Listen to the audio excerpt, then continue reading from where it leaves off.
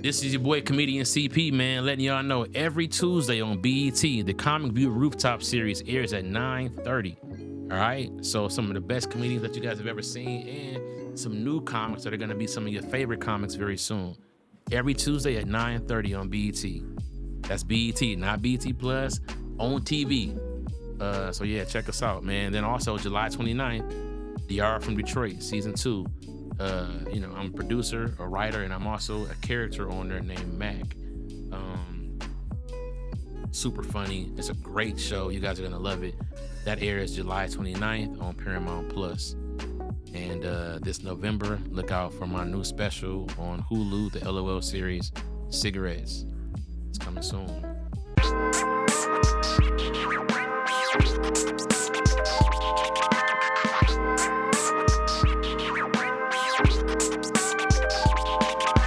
Welcome into another episode of TFU Podcast. Let's go. On today's episode, we got a very special guest. Talk about it. He's one of the funniest comedians in the game right now.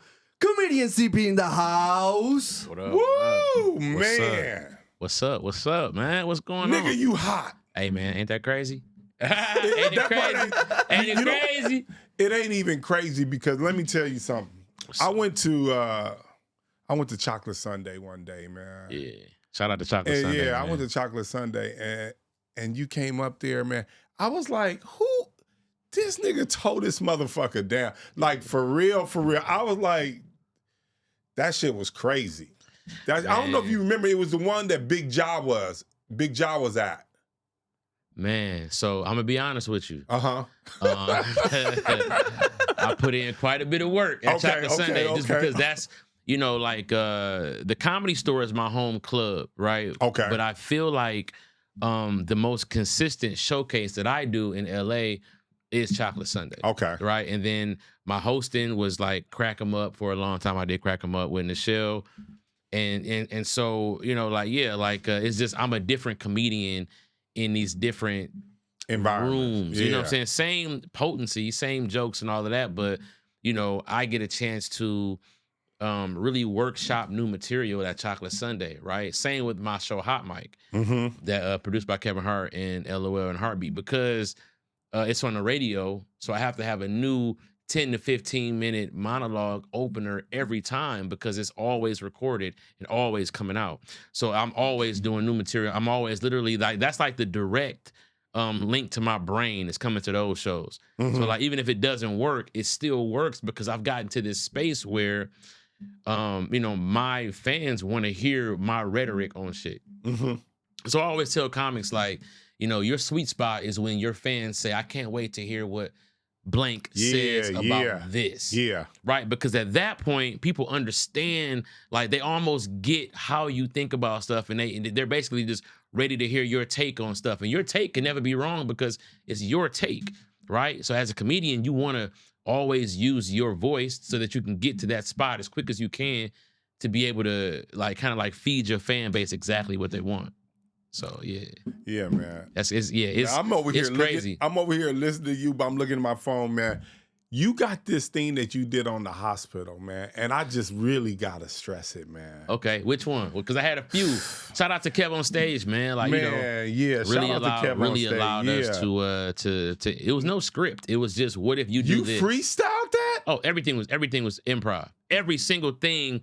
At least what I did. So I know that, because I'm not going to say that they didn't have writers. Shout out to my guy, Rich. They did have writers, but for me, at least, it was like, CP, this is the idea, go. And I think that's when I'm at my best. When I understand the scene and I'm free to that's why, like, when I write, I always write it just to have something on the page to turn in. The day of, I beat everything. Every time. I'm gonna play this one for you. This one of my favorite things ever. Okay. Ever. Okay. On Instagram that I came across. Let me play this one, man. This shit's so. And then your chest started hurting. Let me see if you got some hoe in you. Because I don't hear no dog in you. That's the issue. It's like, I don't know. You might be full of hoe. All right. We're gonna run some x-rays. Because you might literally be a bitch. So look, what's dope about that is shout out freestyled that? Freestyle that, right? Just like the Crunch Stadium, right? we were having so much fun on set, bro. I would have to, like, me and Kev in scenes. Some people like, man, shout out to Kev on stage. Shout out to Clayton Thomas. Some people are, and you know what? Kevin Hart is like this too. Some people are, even in their own right of comedic genius, they're just great laughers. And so when you get somebody like myself who gets gassed by the laugh, it fuels me when my friends are laughing. So like me and Kev can't get through a scene. Me and Kev on stage, flat out, like the second I sit down, he just busts out laughing. Then I bust out laughing, and then we're crying, laughing. Damn near have not said 2 words, right? And so what happens is, what y'all are getting is like the 3rd or 4th iteration of it, because we couldn't breathe the first time. Like we're trying to get this shit out, and so you know, just. I really appreciate doing scenes with Kev. And I don't know if I even expressed that to him enough. Kev on stage and Kevin Hart. Shout out to Kevin Hart and Clayton Thomas, right? Like these cats, like there's a certain chemistry that you have with certain comics who understand how to laugh. A lot of comics forget to laugh. Right. They forget to, you know, because they're so worried about what to say next and how to beat out their joke. And, you know, which I understand completely. But it's a special thing, man, when you're in a scene with somebody who just has that kind of like, our bloopers are out of control. Like the stuff that people don't see, they almost need to release that as a show. That's how crazy it is. The hear that was improv. All improv. Is crazy. Bro, all improv. I remember one of my favorite ones was, because like, here's the thing. I'm roasting the people too. Right. It's just that by the time they figure out that it's a roast, they like, wait, what? You know what I'm saying? Like, and that's like, that's why like even Brandon in that video, he was just like, what? I got bitch in me. It's like, because nobody knew I was gonna say that, right? It was just completely off the cuff. But there was this one girl on there, and I can't think of her name. She's so sweet though, hilarious. But she has glasses and she has like a tiny little mouth. Like her mouth is kind of little. And so she was like, yeah, doc, I'm having these. And they come in with these ailments. And then it's up to me to take it wherever I want to take it to, right? Same with the autopsy. However they look, you know, Tony Baker had a big ass head, talked about his head. You know what I'm saying? Shout out to Tone. Tahir had all them freckles. I said, he got freckles around his heart. Look how white his feet is. But this girl said that her stomach was hurting. Right. And I said, it's because your mouth is too little and you can't chew your food good enough. We need to cut you right here like Joker so you can get a bigger bite of your burger to chew better. But like, it was so off the wall and out of nowhere. It's like, what? How did you make that correlation between her mouth being little and her not being able to chew food? But, you know, like, that's like, my friends know me. Like, Kev understands my comedy. You know, he knows how to put me in position to win. Right. He knows, you know, what to call me on. There's some stuff that people be like, oh, I didn't see you on this. Kev probably didn't think I was a good fit for that. Right. And because I'm such a good fit for the stuff that he does put me on, I trust him. Like, yeah, you know, I see y'all next season or I won't. You know what I'm saying? Like, you know, Kev always, you know. And so, yeah, you know, that's like that thing, all freestyle, man. So it seems like, and we're going to get into the beginning in Detroit and all of that, but it seems like a lot of this is stemming from the fact that you know how to roast people. Man, yeah. I think that, you know, I was the only child, and that definitely attributed to me hanging with a lot of adults. Mm-hmm. And then adults like to roast kids. I know these glasses dirty as hell. Adults like to roast kids. Mm-hmm. So, you know, I was just the youngest dude hanging with my dad and his friends. You know what I'm saying? And they was lighting you up. And they was lighting me up. Go to the store, get your big, you know what I'm saying? You know? Right. And they probably drunk and faded or whatever. And I became a lot more mature than a lot of people my age. Mm-hmm. Right? In good ways and bad ways. Right? Gotcha. And so, you know, I was exposed to a lot of stuff that I could talk about early, which always kind of fed this juxtaposition that people saw when they saw me do stand-up. It's like, here I am, this kind of like guy who goes up and whatever you think I look like, however you think I should be talking, I'm not. And so by the time I come off stage, people are like, who is this? That's kind of like, that's always the reaction that I get. Is like, who is this guy and what is he? Because that's that. The roasting just came from changing a lot of schools, right? Like, verbal sparring is just as important as physical sparring in our community. Right. Right. If you can't talk shit to get them up off you, then, so I'm going to every school. You're not finna fuck with me because I'm the new guy. I'm the new guy who I'm shaking shit up. You know what I'm saying? Like, they like, this nigga funny than a motherfucker. This nigga told so-and-so. You know what I'm saying? Like, and so, that's always been like a thing. And I think even early on in my comedy career, they told me to stop doing it because I would roast the audience so well. People want to fight me. They want to shoot me, all kind of stuff. But I was like, because I was roasting people who didn't even ask for that. Right. You know what I'm saying? Like, don't be at my show, fuck around and be ugly. You know what I'm saying? Like, what? It's like, and so I had to kind of like pull back from that back in the day and really focus on just doing straight up material. Got you. And then I came out to LA. They had a show called Roast Me. They asked me to come on there because I had roasted a little bit just out. Like LA kind of brought it back out of me. I was a little nervous to get onto this scene. It's very intimidating to come from Detroit and have to come out here into this whole, what I felt to be clicked up. Everybody's known each other for years. You know what I'm saying? And so it's like, you get on the defense. And it was a feeling that I hadn't felt in a long time in my comedy career, was coming out to LA and feeling like, man, I'm on the outside looking in. I'm not with the cool kids.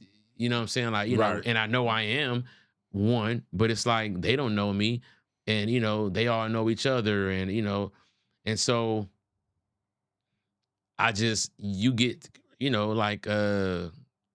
resentful a little bit and defensive against these niggas. Shut your fat ass up. Look at this nigga. Next thing you know, they like, oh, you know what I'm saying? Right. And it's like, I thought we was about to have to scrap. But now, you know what I'm saying? Like, we actually, and so, I think it was Billy Sorrells, I think, that I roasted with one time and just really surprised everybody. I think he tried to roast me because he thought I was just a hanger-oner or somebody, because there's a lot of comics who, based on their level, they shouldn't be in the circle.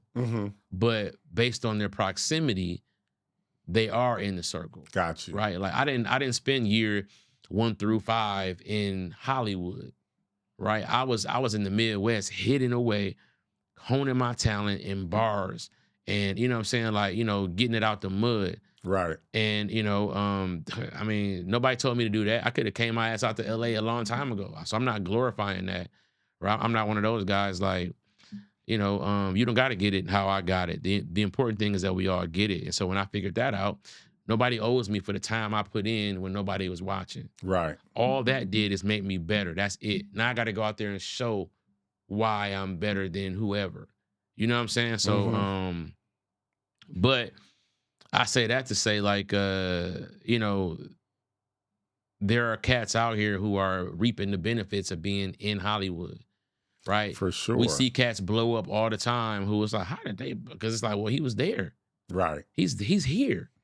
You know what I'm saying? And you're somewhere in, the Midwest, Indiana, Chicago, Detroit, whoever, Maine, wherever you at, Connecticut, and you dope as hell, but that's not the place to go for the business. You know what I'm saying? And so, they probably thought I was one of those cats, but I wasn't. I really was out here. I came out here to take over. I love that. Yeah, I came out here to be an invasive species. I love that. You understand what I'm saying? I came out here to fuck all the crops up. You know what I'm saying? And so, I was just, I was brought out here because I was selling TV shows before I even was doing stand-up out here. Nobody knew me. But I was in these executive boardrooms. I was pitching shows and making sales before I even stepped on to the stage to do comedy in LA. Because comedy didn't bring me out here. Being a writer-producer brought me out here. Oh, wow. Yeah. And so that's kind of like, it was interesting, man. I had some old partners who I felt like were really like siphoning my energy and really taking and not giving, right? So these are like Hollywood producers who were just literally using me to, I have an endless amount of material. Like, bro, we get paid to talk, right? So your job is to think. Right.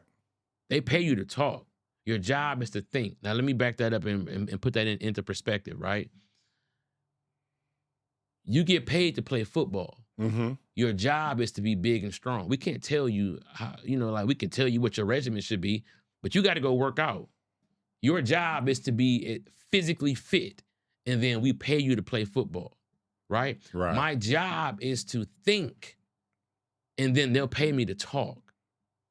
Do you understand what I'm saying? Got you. And so, like, I don't worry about writer's blocks or material being like I'm omnipresent with what is going on creatively.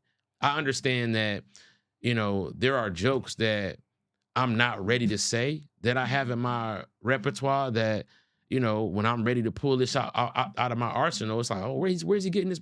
Like, it's my job. It's my job to think. Right. Bro, like that's crazy to me. Like, I just have a lot of material. Anyway, they tapped into that. They noticed that before a lot of people did, including probably myself, right? That I was so locked in to be able to think the way that I thought, and that it was really endless. And so there was a stretch, probably like 11 years, where I sold maybe a project a year, sometimes 2. What was the biggest one you sold? Man,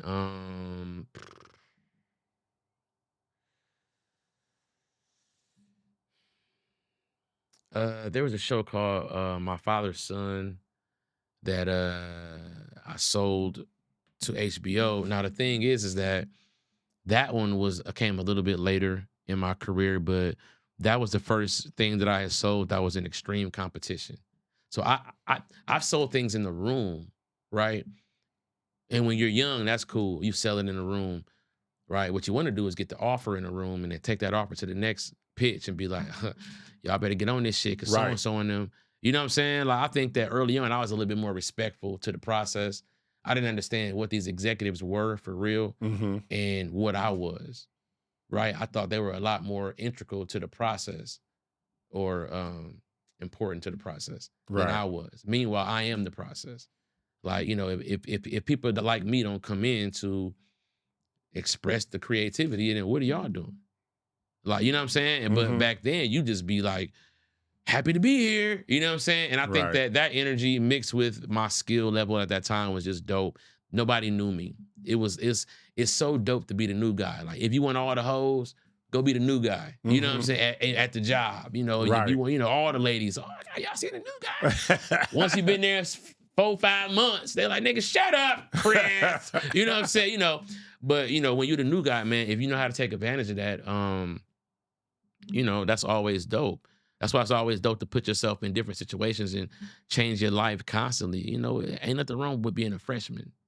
Got you. But anyway, My Father's Son, it went in competition, or what's it called? Production? No. Where they were bidding on it. Oh, it was a bidding war. It went into a bidding war. So this is my first time having a bidding war. And this is my first time when I realized, like, oh, y'all got way more money than y'all been telling me y'all had previously. When y'all found, you know what I'm saying? Like, it was like a 4-way bidding war. I think it was like BET, Showtime, HBO, and maybe Netflix wanted this show. And I was just coming off of Love Life that I did on HBO Max with Paul Feig. And it got critical acclaim, right? And I really stole the show.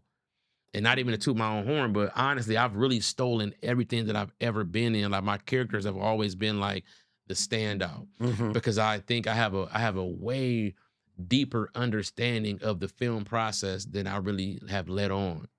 Like, I've been on the other side of the camera a lot. Right. My film school, I went to Michigan State. They had a film program, like a hybrid film program that was like, basically it was teaching us how to do film through digital media, which is what became the thing. But I graduated in 2007.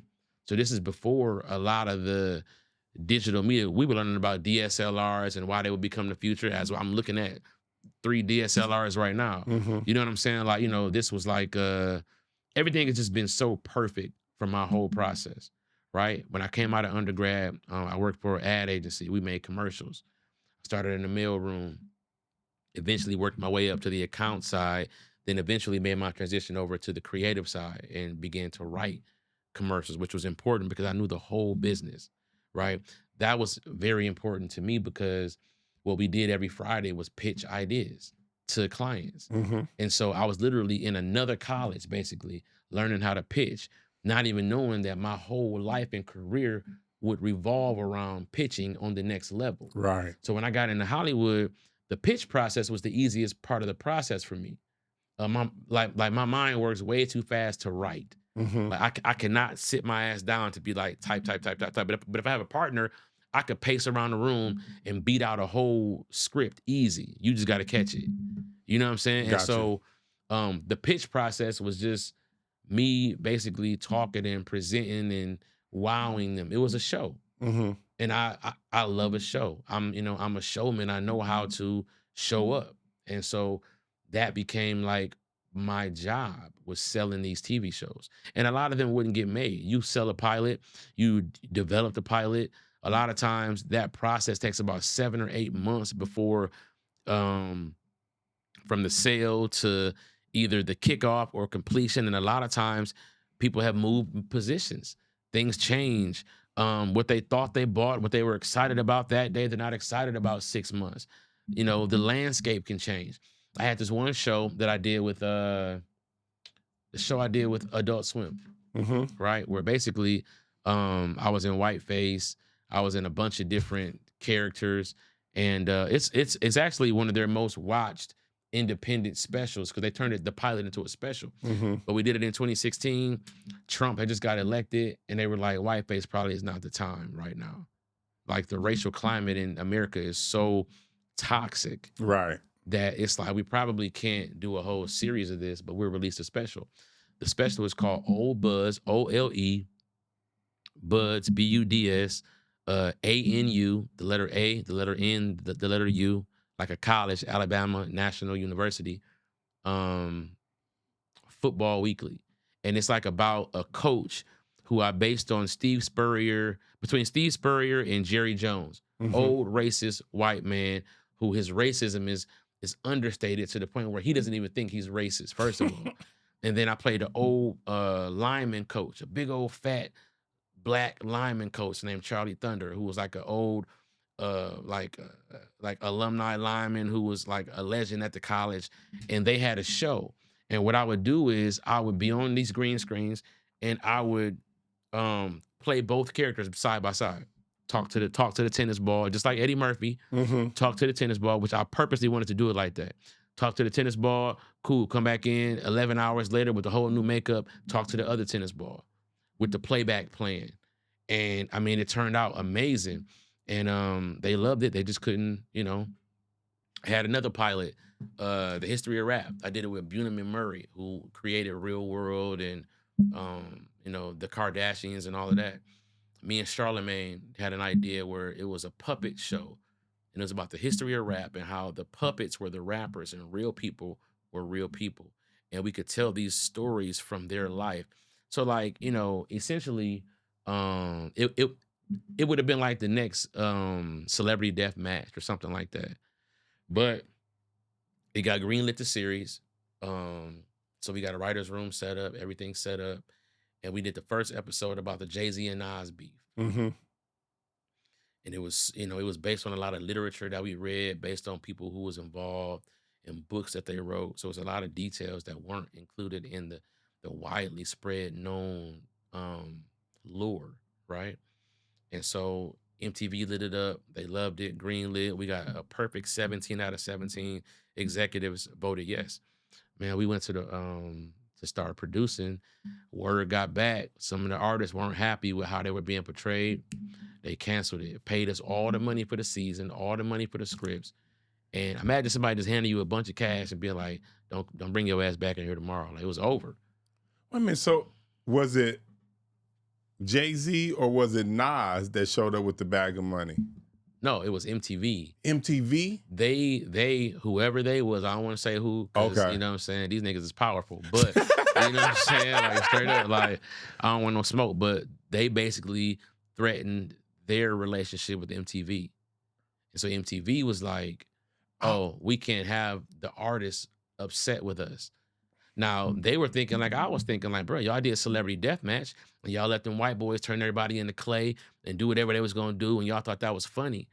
But over here, you know, when niggas do it, it's a little bit different. You know what I'm saying? And so they shut us down and they just gave us the money basically as if we did it.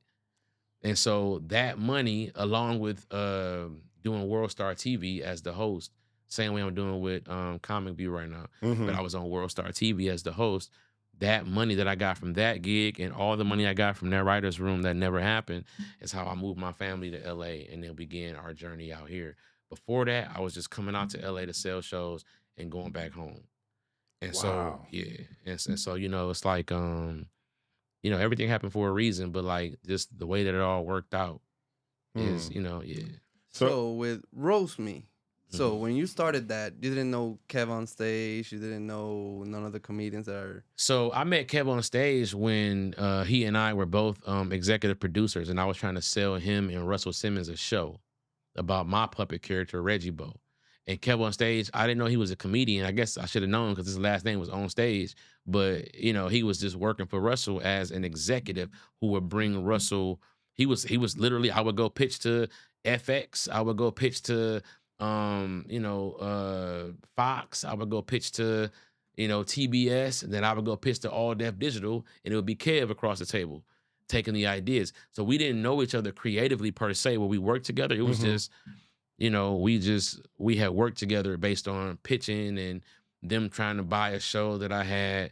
And so I didn't really know Kev for real until I got to Roast Me. And that's when we became like homies who could like roast each other and shit.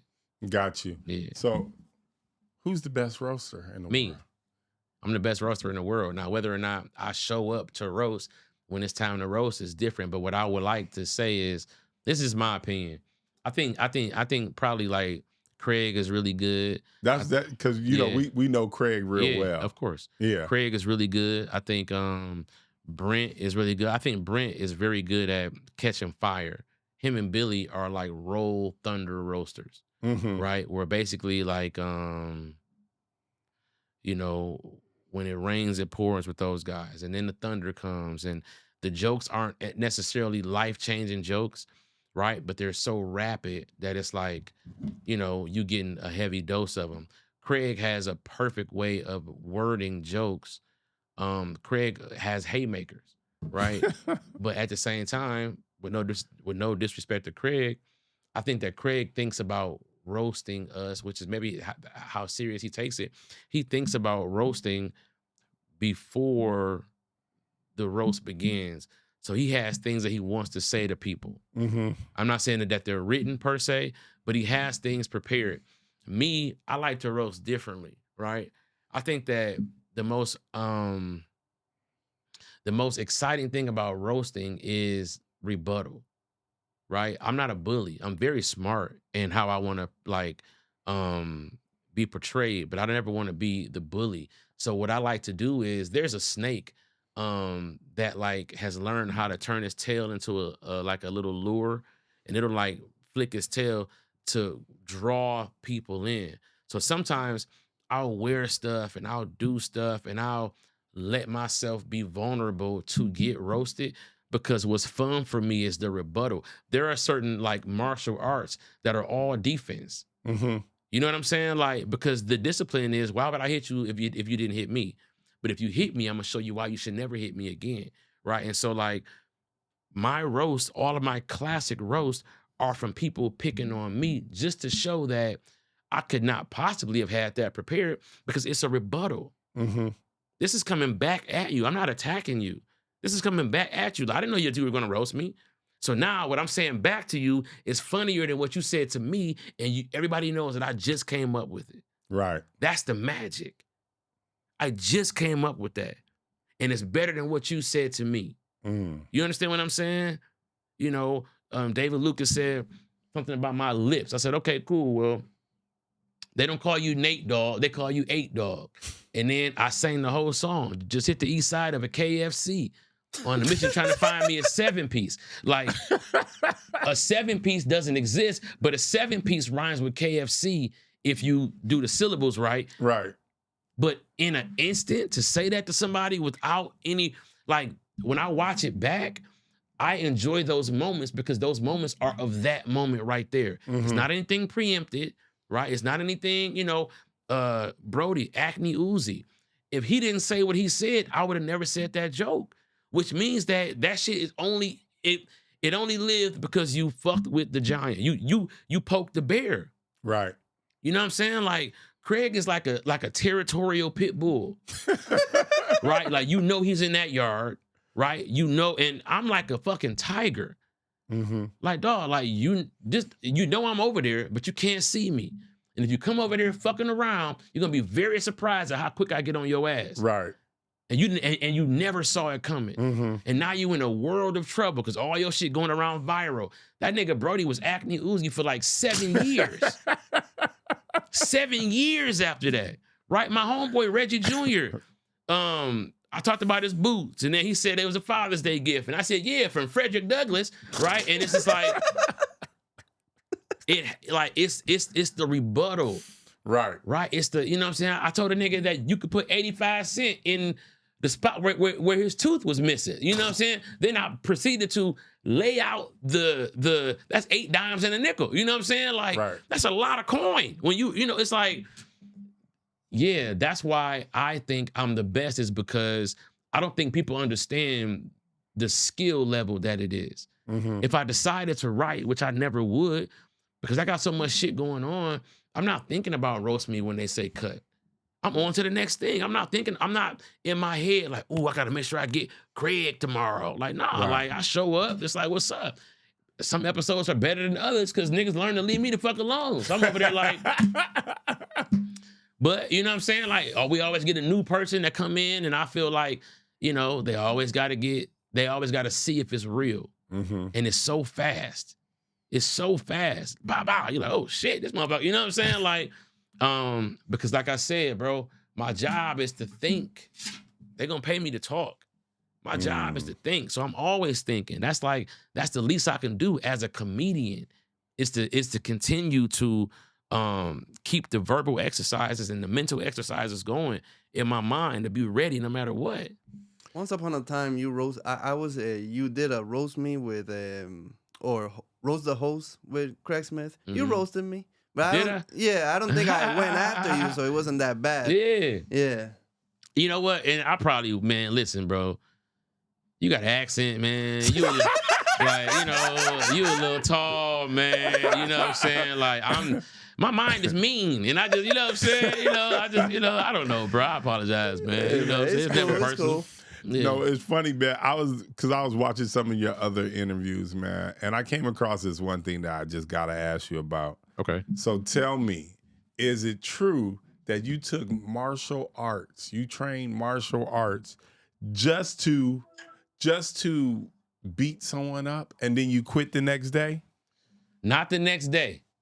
But what happened was, not the next day. But karate becomes a bill. And my dad wasn't, once I beat the nigga ass, it's like, man, this shit like $85 a month, nigga. What are we doing? You know what I'm saying? Like, but yeah, man, I ain't gonna say the nigga name, but this nigga was strong, bro. Just a little, man. And I saw he was just aggressive. Like this nigga was a great bully. He wasn't a bullshit bully, dog. This nigga meant that shit. You know how they be like, you go up to him and you tell him, forget you, man. You just a coward. This nigga wasn't no coward, bro. This nigga wasn't no coward, dog. He just, listen, this nigga was dedicated to fucking with niggas. You know what I'm saying? And so I'm like, bro, like, I watched him. He was fucking with this girl. And she was big as hell. She was fat. Like a grandma. You know what I'm saying? Like a big ass old body is what she had. You know how some people just become up old? He's like, damn, you got an old ass soul and an old ass body. And so he picked her up over his head like this. And she weighed like 3 times what I weighed in 8th grade. Nigga, in 8th grade, I was like 97 pounds. And he picked this girl up, and I was like, oh, okay. I can't whoop this nigga. And this nigga so mean. He would do shit like we eating lunch. This nigga lift the table up so your lunch fell on you. That's crazy. Dog, what? We was playing football, bro. This nigga clothesline me. Like, nigga, we at recess, nigga. We ain't got no pads on. We got math after this. Nigga, nigga, I have a headache now. Fucking with you. I got clothesline. And so I'm like, man, you know, the nigga arm was so strong when he clotheslined me, nigga, my body just went up under that. You know, so I'm like, oh, this nigga's strong as fuck. I told my dad, I said, listen, I might need you to come kill a nigga, dog. Listen, he's like, ain't finna. I'm like, all right, well, listen, he gonna kill me. So, you know what I'm saying? Because I can't take the nigga fucking with me. So, boom, 8th grade, I start karate. And, you know, you a white belt. And what they did was they got me stretching. Right, like I really on some blood sport shit. Like your mobility is in your ability to stretch. Like you have to be loose in your ligaments. You know, so I started wearing I started dressing like a karate nigga, like wearing like pants that was good to kick in. You know what I'm talking about, like jogging pants and shit. You know, and so man, we get to 9th grade. You know, at this point I'm like purple, green belt, some shit. You know what I'm saying? And at this point, it's like, man, I just, you know, my swag is up because my confidence is up, right? Like, you know, I remember like for the first time, like I was liking like pretty ass girls that was liking me back. And I'm like, oh, I'm going to school tomorrow. You know, you'd be like, man, you know, I got some work at the school, you know? And so I just, you know, I wasn't having it. Like, you know, you get to a point where it's like, nigga, especially around 14, 15, it's like, listen, dog, I'm not having no bully shit, nigga. Like, this ain't that, bro. This ain't gonna be forever, nigga. Like, you know, and we in high school now, it ain't middle school, so I ain't gotta see this nigga all the time.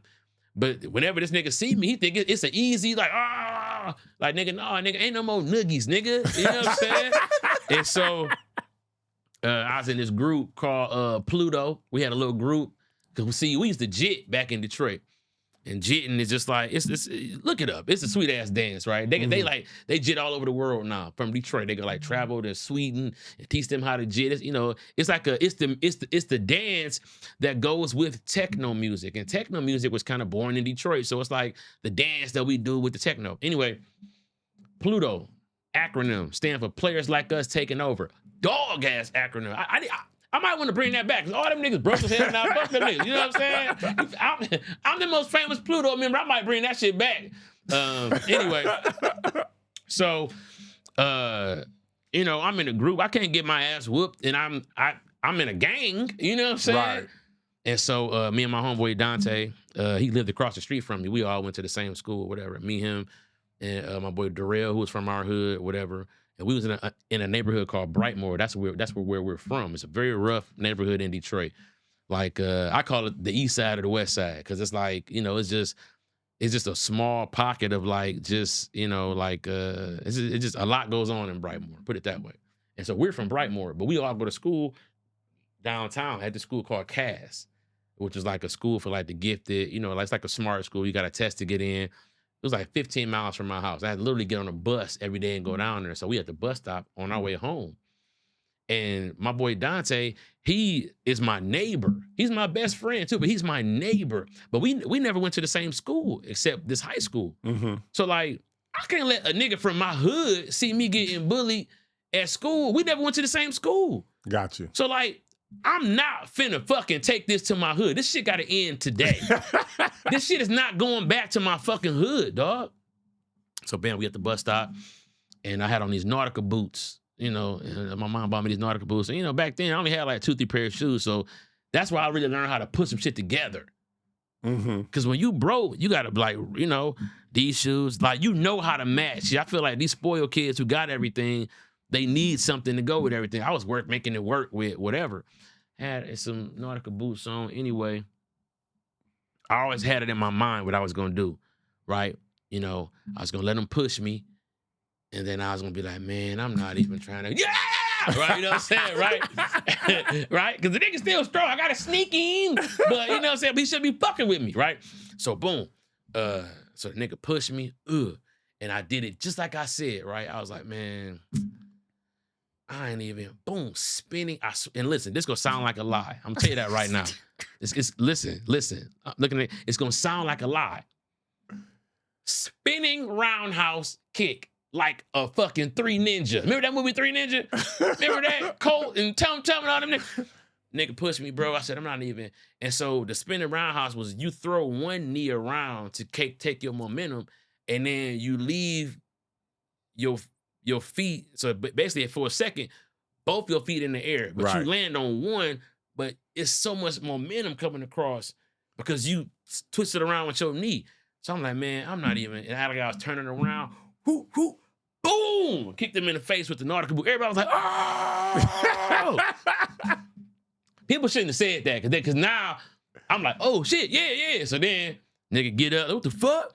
And so now I want to hit him with a stiff ass side kick, right? Now I want to attack that liver, right? So now I'm finna deliver the liver blow, right? But I slipped on some glass. It's still Detroit, bus stop, right?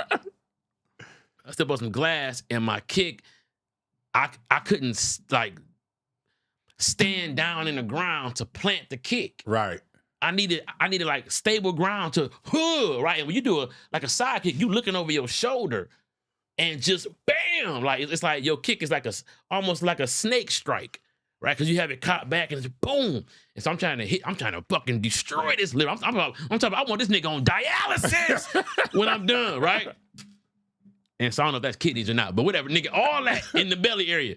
The nigga caught my foot. Now, we all remember Ninja Turtles when that nigga, when they caught Kenji's foot and then he jumped over the foot. Yeah, but that don't work though. So like, you know, I tried to jump over the foot. It ain't work. We ended up falling on the ground and then they split us up. So I didn't necessarily whoop his ass, but that kick, I never saw this nigga again. Like, I kicked that nigga out of my life. You know what I'm saying? Like, I never saw him. I left that school after that year and went to another school. I left Cass and went to Mumford. I didn't get kicked out of Cass, but they told me not to come back. And so went to Mumford, and I just never saw the nigga. I saw the nigga again like senior year randomly. And you know what I'm saying? At this point, my swag is on 1 million. Nigga, I don't give a fuck about what you talk about. Like, nigga, at this point, nigga, I'll shoot you. You know what I'm saying? like nigga, we 17 now. You know what I'm saying? Like, nigga, this ain't no more kicks, nigga. You know what I'm saying? But yeah, so after I did that, you know, I told my dad what happened. He was like, cool. We was out of karate class, nigga. You know what I'm saying? Shout out to Mr. Plowden, man. Richard Plowden was my karate teacher's name, man. I wasn't gonna call the nigga master because I ain't never get with that. Like, nigga, you're Mister. Nigga, I ain't know what the fuck this master shit is. You ain't a master is like an Asian nigga with them big ass eyebrows and, you know what I'm saying, a mustache. But yeah, yeah, so that's what happened. That's like a real true story. You know what I'm saying? And you went to Michigan State, right? Yeah. Now, is it true that you're a Kappa? I'm a noob. But yeah, you know, Kappa, you know what I'm saying? But you know, okay. Yeah, you know, Kappa. You went through that process? Why would you? Yes. You know what I'm saying? I mean, for all intents and purposes. The only reason why I say that is because, I mean, when they told me what everybody was doing, I was like, I don't know. So here's the thing. Okay. This is what I want to tell people too who think about being Greek, right? First of all, these people at who you see wearing these letters, they represent the organization, right? That's why they have to act a certain way. They have to conduct themselves in a certain way that reflects the organization the correct way. That should tell you that they don't own that organization, which means that they can't necessarily, if your grades are right and you doing the right thing and you a leader, like, don't be afraid to go after that shit. And like, don't treat them like, you know, like they're gonna say no, right? They're gonna try to scare you. We're gonna beat you up, but you gotta keep going, right? And you know, you might get your ass whooped a little bit, right? I don't know what a little bit is to anybody or a lot of bit, whatever, but don't let that deter you because, you know, pledging was one of the best things that I ever did, man. I talk to my sons daily. You know what I'm saying? There's 11 of us. We started off with 15, ended up being 11. You know, because the road to Kaplan Land is hard, rough, and rugged. And so, you know, take a hell of a man, you know. And yeah, you know, Delta Pi, Spring 06, Ace Club, Pole Mark, which is also the president of the chapter. Yeah, man, like, you know, when I was the president, my sayings go laugh. When I was the president, man, we wasn't really good at paperwork. We you know, we wasn't, but we were like a mafia. You know what I'm saying? Like, you know, we conducted ourselves like celebrities. And that was like my whole thing. I've always wanted to, that's how I ran it. You know what I'm saying? Like, you know, we was, you know, we was a little bit embezzlement and we was doing all kind of shit, you know what I'm saying? But like, you know, we was harmless shit. Like for example, they would have a party and, you know, we were allotted to throw programs for students on campus. Now Michigan State is in Lansing, East Lansing and Lansing. A lot of Lansing locals, we call them, people who don't go to state. Mm-hmm. And they want to come party with us. All the babes is there and it's a college experience and they live in a college town, so they want to come. But the university does not allow that. What we would do is we would sell the party out. People come line up with their tickets. They give us their tickets. I give all my noobs a stack of tickets, bam. Stack of tickets, bam. Stack of tickets, bam. Go out to the parking lot and sell them to the locals for double. And then the locals get in line. They got a ticket. They come on in. Tickets getting used twice. Mm-hmm. You know what I'm saying? And so we got a pocket full of money. The university got their money that they, you know what I'm saying? And it's like, it's a win-win. But we was just learning, you know, we was some young finesse guys like that. Mm-hmm. And, you know, I'm an only child, like I said. So I took that brother shit serious. Like, you know, those are my guys. Those are my real brothers. Right. And so, you know, I learned a lot from them. They learned a lot from me. But me being a city slicker young kid growing up, really like, when I got a chance to be the leader of my guys, man, like, you know, a lot of those guys came from like 2-parent households and a little suburban situations. And some of them, you know, not all of them, but, and so it was just like, I gave them a glimpse into kind of like what my life is now, which is like, bro, like, you know, we was never normal. We was, you know, famous, having magazine covers. They put us on a magazine cover and we threw a magazine cover signing. So like Kappas after school, chicks lined up to get their magazines signed. Mm-hmm. Like we just had a different way of looking at it, man. Like, you know, and it ain't been like that since. Not since our line came through. Like, you know, those guys are killing it. Shout out to the Noops up at Delta Pi, but like the 11, man, we just came through on some whole. We really like, you know, like ushered in like a new regime for real. How'd you get into comedy? Man, so, okay. First of all, I've been funny like for a long, long, long time. Mm-hmm. And I think that, you know, I was also very intelligent. So my initial path was to go to law school and just be a lawyer. Okay. And I wanted to be like a high-power criminal attorney, like on the news, like, you know, like really like fucking them up with how I can get people out of shit. Johnny Cochran. Exactly. You know, who was also a noob, right? And so what happened was, was Johnny Cochran a noob? I think he was. I want to make sure. Yeah, can you look that up? But so I early on, man, I just always had people laugh. And my first joke was in 4th grade that made my teacher laugh. Very simple joke, but it's like, it's the simple shit that's genius, right? She goes, science class, right? Her name was like Miss Tucker or something like that. She said, okay, class, what's the thing that we talked about the other day that beavers build in the water that we've actually adapted that technology from them to be able to stop water and control water in different areas. We also use them for electricity in different situations. I'm like, oh, raise my hand. She said, yeah, Chris. I was like, damn,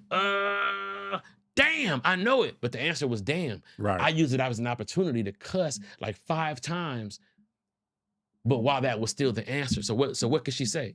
What, you gonna call my mom and say that I said damn, but damn is the answer? So I just kept saying it. Damn, damn, I know it, but I can't think. Damn. And the answer was damn. Fucked her mind up. I'm 9 years old, a kid that had that kind of, she was like, laughing, which making an adult laugh that's not in your family or some shit like that, just making a random ass adult laugh in front of a room full of kids, bruh. Like, I was hooked on that. And so, you know, that was 4th grade. 5th grade, I really wanted to make people laugh. So I started getting very insensitive. If somebody's mama came to school and she was fat, right? You know what I'm saying? Like, you know, anybody with any kind of deformity, I was immediately mocking it. You know what I'm saying? It got to the point where, like, you know, my family would be like, take Chris to the car. It's a midget over here. I don't want him to see this midget. You know, so I'd be like, too late, fat booty ass little boy. What you doing? I just was like on a nut. Like, and because I was addicted to being an asshole because that was a quick way to get the laugh. Mm-hmm. Right? And so And it just, I remember like my mom trying to teach me a lesson, right? We was at this restaurant called Coney Island, and this homeless lady walk in. And, excuse me, everybody. I'm not trying to ruin your breakfast, but I just want to know if anybody got a couple dollars, right? Mm-hmm. And I go, ew, right? Loud as hell. Ew. Everybody laughs. I'm maybe like 11 at this point. People, my mom, that's not funny. You know what? Your problem is she get up. I'm going to show you something, okay? People are people, okay? And people have feelings too, and you need to, and so my mom take out her money and get a lady $20, right? Bam, get a lady 20 and look at me. And you need to realize, and while she look at me, the old lady kissed my mom on the cheek. And my mom goes, wait a minute, bitch!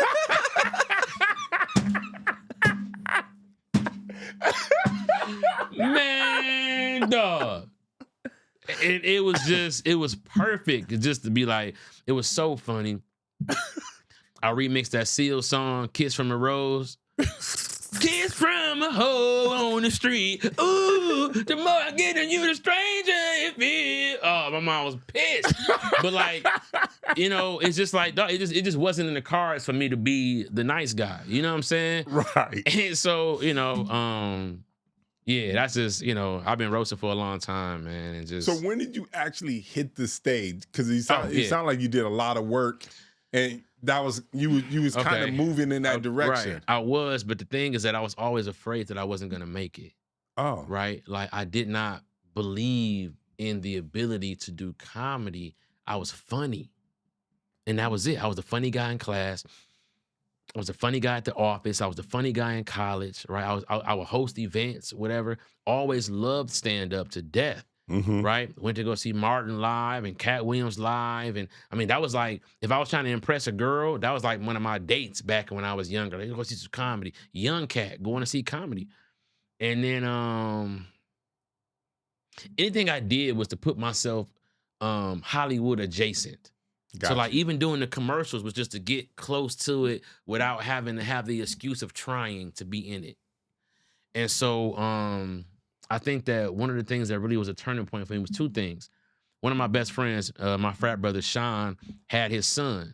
As a matter of fact, his son was born yesterday, 17 years ago. And I started comedy tomorrow, 17 years ago. Mm-hmm.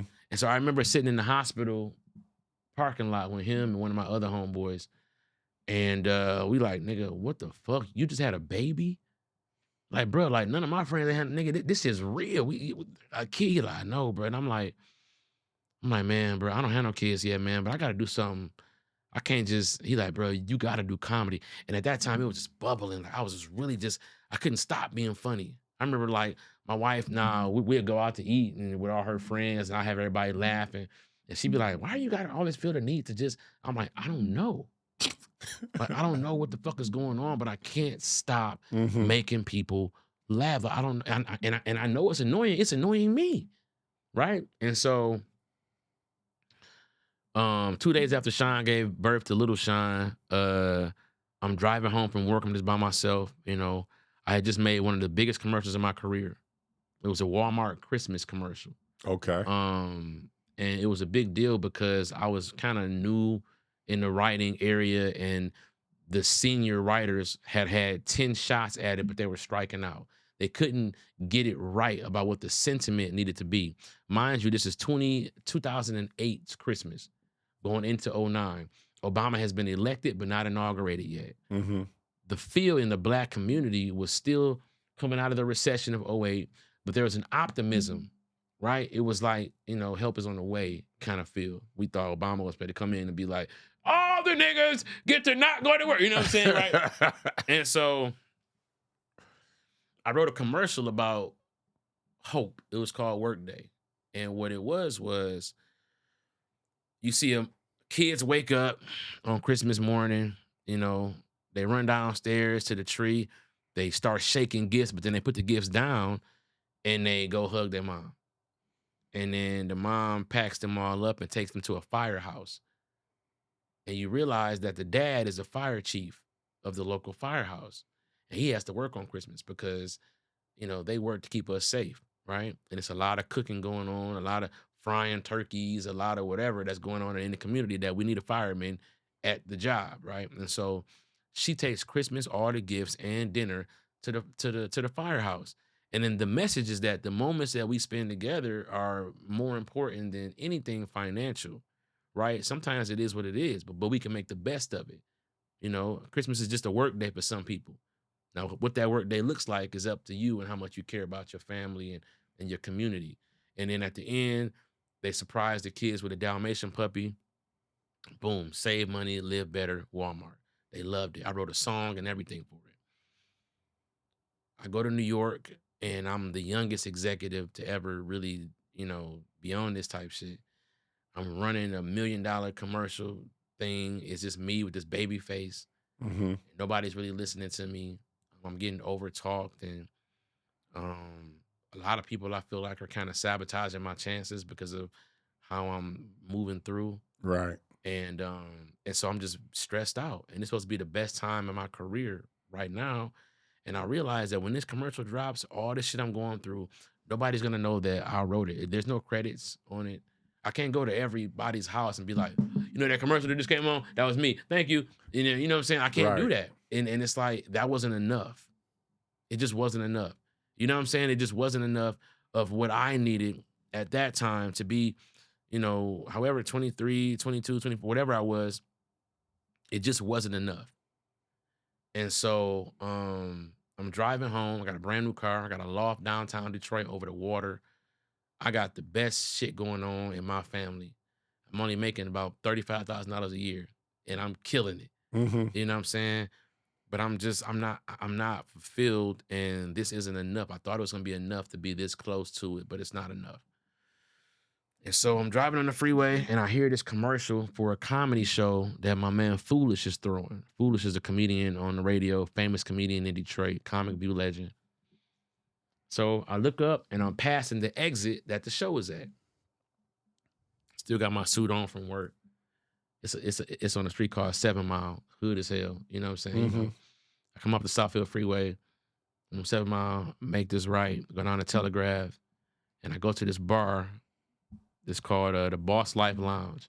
I go in Boss Life. I tell the owner, like, hey, I'm a young comedian. I just left work. I make commercials, but I want to do comedy. I think I'm funny. I just want to get 5 minutes. She said, I don't run the show. Foolish does. But come tonight. I'm going to tell them to put you up. I'm the owner. I'm like, bet. Go home, tell all my frat brothers and shit. We come back up. We all strapped. You know what I'm saying? We look like we look like fucking Zach Morris and his Cappers. We all dressed in polos and right.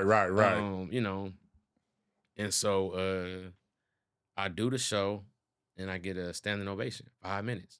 For no material. Well, I had shit that I wanted to say in my mind, but I had never wrote anything down. And you don't write. So I don't write. Right. And so, but back then, just starting off, after that set, I started writing. Okay. Because I'm like, oh shit, I thought that's what I'm supposed to do. But after they started taking off, I put the writing away because I'm like, I'm better when I'm prepared enough, but not overly prepared to try to like run a script. Mm-hmm. Right. And so I do that. I get the standing ovation, and Foolish is like, man, come back next week, and we're gonna say it's your first time again because people love that shit. Mm-hmm. I'm like, oh, okay, I see what you're trying to do. Come back the next time, but now I got fans. You the nigga who talk about the bitches with the big old pussies. The pothole pussy man. I'm like, oh yeah, that's me. This nigga funny as hell. Mind you, nobody had ever seen, like, I'm getting the gratification right there. These are strangers. Right. Talking about this nigga funny as hell. That shit was like gassing me. And so they like, I don't drink, right? They like, but not like for no religious shit. I just don't. I'm not an alcohol type of nigga. You know what I'm saying? I'll celebrate though. I had some champagne last night at the BET Awards. I was fucked up. You know what I'm saying? But you feel me? But I was trying to, I want to hang my window out the side. I mean, hang my head out the side of the window on the Uber like I was Joker on the way home. That's how fucked up I was. Just let my hair I was fried. Anyway, and so they got me drunk. A Heineken and a Long Island. I'll never forget that. Only reason I ordered those is because I heard people talk about those. Mm-hmm. They're like, oh, you want a Long Island? Hell yeah, give my dog a Strong Island. And man, I drank that shit. My best friend Jig walked in and he was like, what the fuck you doing with these drinks? He's like, oh, no. I'm like, what up, nigga? It's on. He like, oh. Man, I go on stage. I forget my jokes. I try to get out of it by roasting a nigga. Big old fat nigga in the audience. I said, look at this nigga. Looking like 3 niggas hugging, right? Did not know that this nigga was a comedian and an ex-Marine. So he's like, let me get the mic next. First of all, I'll beat your ass, nigga. And then my mom is there. Cause so my mom came to the first show. She just called me like, what are you doing? She's a big supporter. She said, what are you doing? I said, I'm about to go up. Comedy? Yeah, she rushed up there.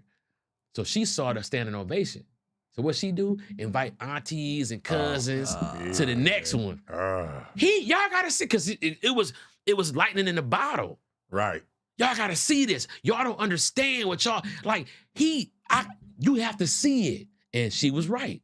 But when I got drunk, and then I forgot my jokes, and then this nigga went up there and destroyed me in front of my whole family, it was like, they all just left. And my mom was like, you sure that this what you want to do?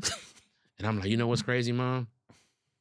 In 2 weeks, in 7 days, because it wasn't 2 weeks, it was just the next week. Mm-hmm. In 7 days, I've got a standing ovation, and I've basically bombed. Mm-hmm. And the standing ovation feels so, like, incredible that the bomb is not going to stop me. And what I equate it to is this. If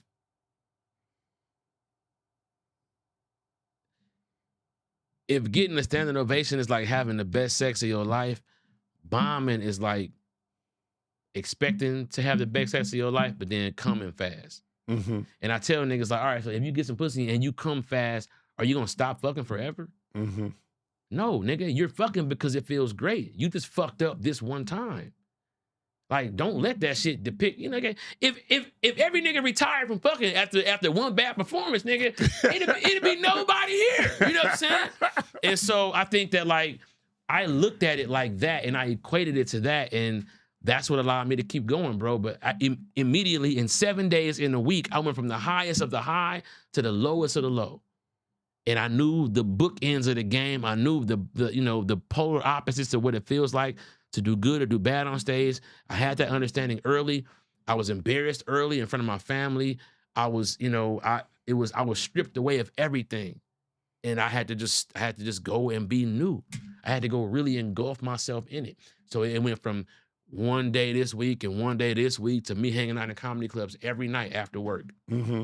Then I'm coming back to work the next day, like sleepy because I ain't getting no rest. I'm up all night at these comedy clubs.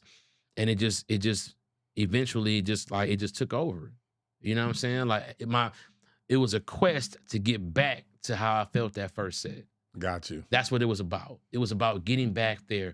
I think a lot of comics, they don't kill early, which is healthy for them because they have something to aspire to. Trying to get back to something is like trying drugs for the first time, and then now you're trying to get back to that first feeling. And next thing you know, you a fucking crackhead. Mm-hmm. You know what I'm saying? That's what I was. I was a fucking. I lost everything. Job gone, car gone. You know what I'm saying? Like, cause I was hooked. Right. Yeah. When did you make the decision that okay, I'm at work, I'm tired, I'm sleepy, I'm quitting this? So here's how it went. I was killing it at work, even though I was sleepy and tired. Oh, you still was killing? I was killing it because, I mean, now we know, but this is just who I am, right? Like I was killing it in meetings. My ideas were always dope, but I didn't want to be there. Gotcha. I would catch myself looking out the window and wondering where I would be if I wasn't there. Mm. You know, I remember looking online and looking at people like Big Sean, who's from Detroit, who was just taking off at the time. And it being dope that he was in this city and that city and this city and doing shows. And I'm like, oh my God, like I'm stuck in this fucking rat race. And, you know, and so one day, my boss, shout out to my guy, DeTavio Samuels, was my boss at the time. You might know DeTavio as the CEO of Revolt right now. Oh, wow. And so DeTavio was my boss, and he pulled me to the side and said, listen, I want to talk to you for a second. I'm like, what's up? Now, we're all a family. This is an all-black advertising agency. It's called Global Hue. Like, this is like one of the top in the world, right? Shout out to Don Coleman. It started off as Don Coleman Advertising. Then they went to Global Hue. Shout out to Don Coleman, Joe Coleman, Kelly Coleman. Great family. They own this company, right? Very instrumental in Black community for young advertisers, right? Mm-hmm. And so he pulled me in to the office and said, listen, you know, we just lost a scope of work. I think we lost one of our accounts. And he said, you know, the way that the numbers add up, we got to let somebody go. Now, if you tell me that you want to be here, it is what it is, right? But if you don't want to be here, it's an opportunity for you to get away with a nice severance package. And, you know, we will approve the top unemployment, but you could save somebody else's job who really wants to be here. Wow. And I had to sit back and think about it, like, man, I don't want to be here. And I was scared to say that to them because it's hard to say that to people. And I was like, nah, man, actually, bro, you're right. I can't fake it no more. Mm-hmm. Like, I don't belong here, bro. And I remember like, my HR, the head of HR was one of my friends. Her name was Danny. And she was strict with everybody else, but she loved me. And I remember we was all, and so he said, cool, come on, let's go talk to Danny and let her know what our plan is. We're going to pick a day and nobody know that's going to be your last day. And we're going to do the whole theatrical thing, walk you out with the box. And I said, no, you know what I'm going to do? I'm going to clear my desk the night before. I'm going to just get all the stuff I want. So y'all don't want to do embarrassing box shit. And that day came and Danny she was crying. She was like, we better see you on TV. Because, you know, I was turning my back on a real career and they knew that. And I was a young Black man who had an opportunity to go very far. And they was like, nigga, we hope you know what you're doing. Because you don't have to do this. You know, we could let a coordinator go. We can let some, you know. I'm like, nah, let them rock. Like, I got to get the fuck out of here. And I remember walking out and it hit me. I got in the car. I was like tearing up, like, fuck. Like, this is it. I'm on my own now. And so boom, I started touring a little bit. And then my wife ended up getting pregnant. And so it was like the perfect storm, right? Like, I don't have a job now, right? I'm surviving without benefits and shit, but now I got this baby. Right. And so it's like I can't turn my back. My grandfather, you know, God rest his soul, you know, he's an amazing saxophone player. And he used to play saxophone with like Motown and all of that. He had his kids and he gave up on his dream and it just haunted him. It haunted him as the rest of his life. And it's more to it, but for the most part. And then his dad, dig this. My grandfather's dad was one of the top roasters in Detroit. I never met him. Wow. Ain't that some shit? That's crazy. He was one of the, they called it playing the dozens back then. And they moved from Mississippi to Detroit in 1948. Because my grandfather was 12. He's born in 36. Yeah, 1948, they moved to do construction up north to build what we now know as downtown Detroit. And at lunch, all the Black guys from the different crews would get together from, you know, from different construction sites to have lunch together in like one of the yards. And they would just roast in a circle. And my granddad was like legendary. And so I never met him. But when I became a comedian and all that, my grandfather told me the story, like, you know, that's crazy. My dad wanted to do this. And so I just feel like I got a lot on my shoulders as far as my ancestors who are rooting for me.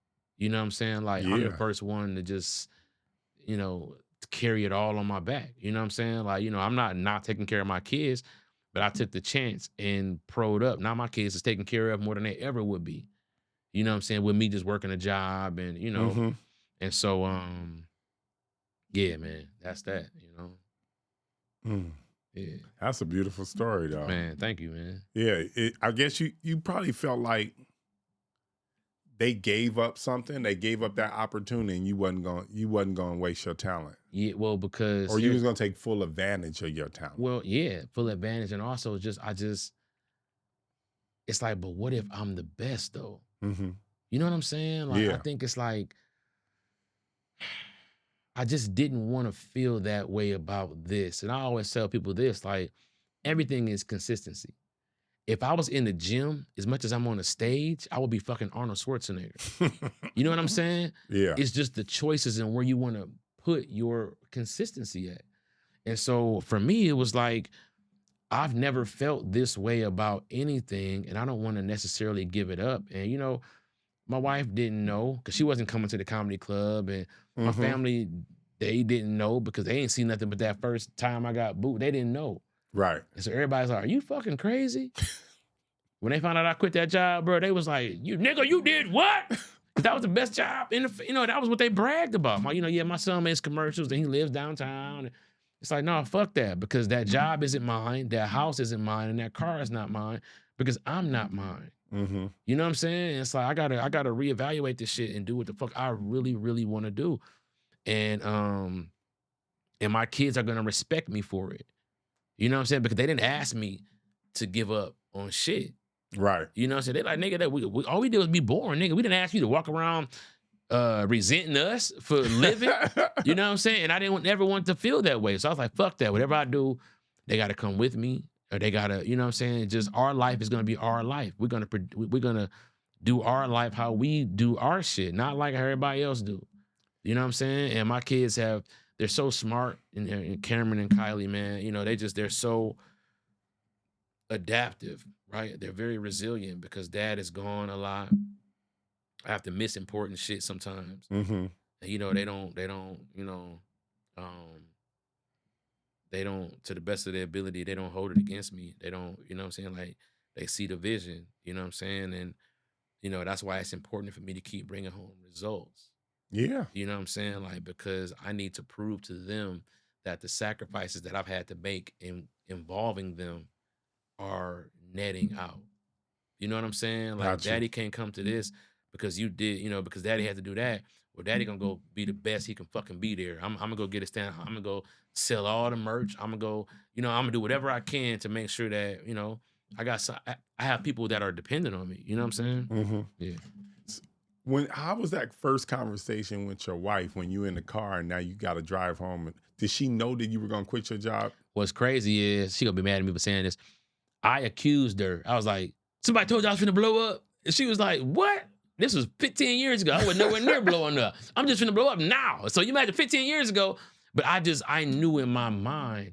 She's like, nigga, what the fuck are you talking about? I said, you right, my bad, I'm tripping. You know what I'm saying? Like, but, you know, I told her, like, man, I don't want to be a father right now, not because of the responsibility, but because I know that I'm gonna like step up to the plate. And I'm not ready to step up to the plate. She like, well, nigga, the plate is the plate. So what you gonna do? And I'm like, well, step up then. You know what I'm saying? It's like, there's no other way that I could see this going other than me being in my children's life. You know what I'm saying? But, you know, I was like, oh, dang it. Right now, I'm on unemployment and I'm, you know what I'm saying, barely making it. And I'm just trying to, you know, but then I look up and my oldest daughter is 15. And, you know, I couldn't imagine my life without her. And also, you know, the fire that put under me was essential at that time. I needed that. I needed that. I could have very easily became comfortable and became the Detroit guy, the Detroit comedian, you know what I'm saying? But it's like, you know, for them, I'm going to push it to Mars if it need to. You know what I'm saying? Gotcha. And then at some point you started your own, you had the CP show? Yeah. So not Rock, I'm about to say Rock Nation, Live Nation. I was making so much noise in Detroit. I was a radio personality. You was doing the radio too? Yeah, I was doing the radio too. Okay. So, you know, like I got on the radio for this. I did a viral video called The Shit Detroit Niggas Say. And that shit went crazy viral. And it was funny. It was creative. Every city loved it. And so they brought me in for a radio interview about it. And then the radio interview turned into, nigga, do you want to work here? Because they loving you on the radio. Bet. And so shout out to my dog, DJ BJ. We had our own show on the radio. And I was just, at every level, I've treated it like it was the biggest level. Because it's always the biggest to me. I tell niggas that all the time. Every step has a reward and a challenge for you. Don't be afraid. Just because you see me on step 50, nigga, step 3 for you is gonna be the best time of your life until you hit step 4, right? So look at it like that. Don't look at it like you wish you was on step 50, nigga. You're never gonna get here looking at my step. You know what I'm saying? Nigga, enjoy every step of your journey because it's gonna be the best you ever had. You know what I'm saying? Like, you know, that's like, you know, yeah, I don't want to say that, but you know, it's like basically like, so did the radio and then I did a show. It was similar to the Chappelle show that Live Nation gave me that I did it at St. Andrews, the shelter, where Eminem used to battle and all of that. And basically I would do like 20 minutes of stand up. Then I would have these sketches, right? Crazy skits that I was doing. And then I would have a musical guest, right? So my musical guest was like Icewear Vezzo and Danny Brown and people like that. Yeah. And so, you know, that was my first little, you know, like, you know, I thought I was out of here. I thought I was, you know what I'm saying? I thought I was Dave Chappelle, you know what I'm saying? You know, that was in 2014. Yeah. Nah, that's dope. Now you're part of a big cult show, the Detroiters. Did that change your mind in acting? Absolutely. First of all, so Detroiters was about 2 young Detroit ad executives. I thought about that when you were telling me. Yeah. And so you when lived that. I watched the pilot and I told my manager, I said, bro, I have to get an interview with those guys. He said, bro, the writer's room is closed. They already, I was like, no, please, I just want to talk to them. So we sat down, I said, listen, I'm from Detroit, I'm a comedian, and I come from an advertising background. Like, I know this world. And I started telling them stories, and they was like, man, thanks for coming in. Boom, like 2 days later, they said, hey, man, when can you start for the writer's room? We opened up a spot for you, and I had a partner with me. Because remember I told you, I don't do this. Right. I got a pace. So I always have a partner with me that's going to take it down. And I give them, I split it with them because I could just get a writer's assistant, right?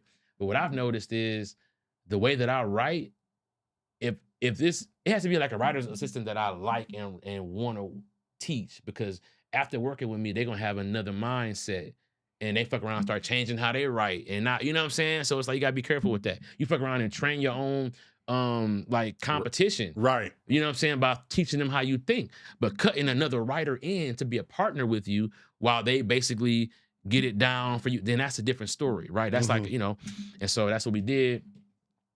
And we got in the writer's room, man, and man, just Tim and Sam, Jason Sudeikis. We wrote that in Lorne Michaels' office. First of all, Lorne Michael from SNL, we wrote that in his office. It was just one of the most dope experiences. Shout out to Joe Kelly and Zach and, you know, the whole crew. And then, you know, we just made magic with season 1. And then we came back for season 2 and we was fucking stars.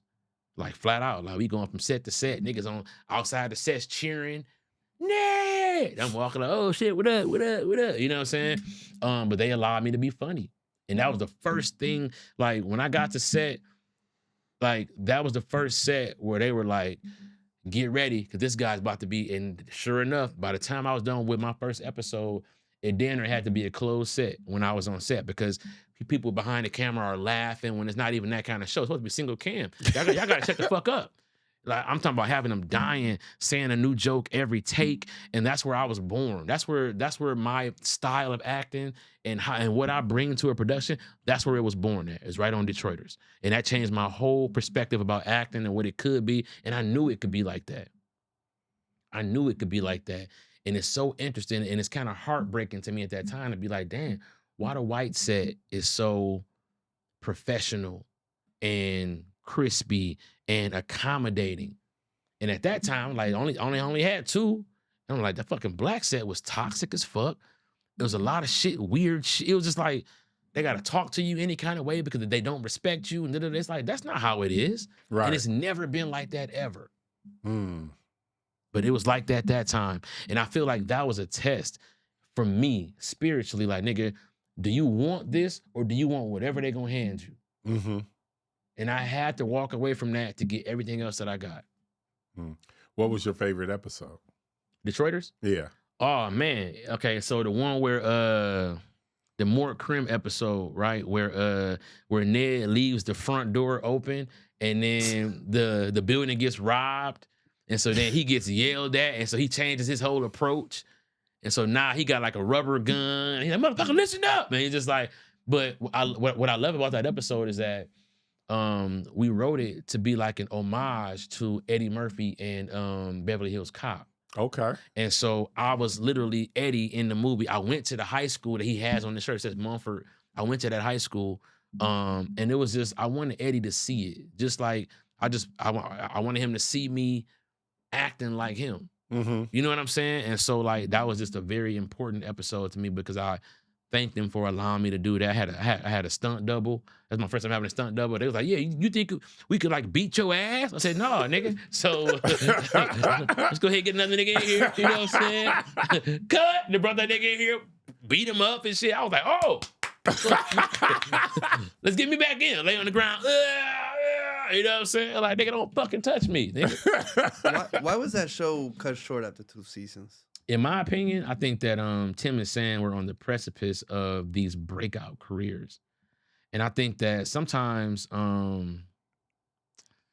think they just got too busy. And I think that unfortunately with a lot of cult classics, they're so big in retrospect.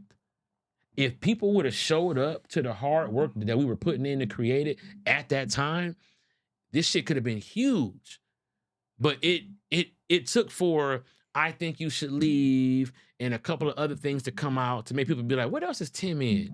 Because we love Tim. Then they went back and watched Detroiters like, oh, God, you know what I'm saying? Then it became that. But if the love was there for that show, it would have been probably more worth their time. But I mean, dog, those guys blew up. And I watched it. They blew up bigger than their own show, essentially. Do you still have a relationship with Tim? Absolutely. And Sam. Anytime the Pistons or the Lions play and I go to the games, I see them at every event. I don't be courtside like them. You know, I be like, Tim! Up in row double Z! You know what I'm saying? Now, we keep hearing about this Diddy story. I haven't heard it, but I would love to hear what the hell happened, man. So, this is the first show I ever sold. Oh, okay. This is the first show I ever sold. Very first one. Very first one. And I'm new to Hollywood, and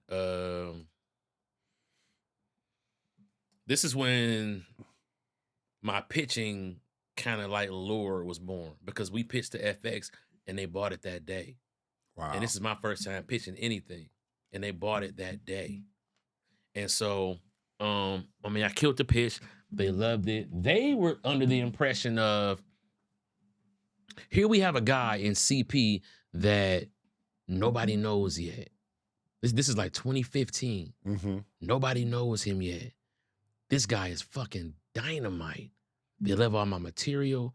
They love everything that I'm putting out. They like, yes, we have a best kept secret style of nigga, right? My imposter syndrome, and this is my first time saying this, my imposter syndrome would not let that be enough. Start there. Got you.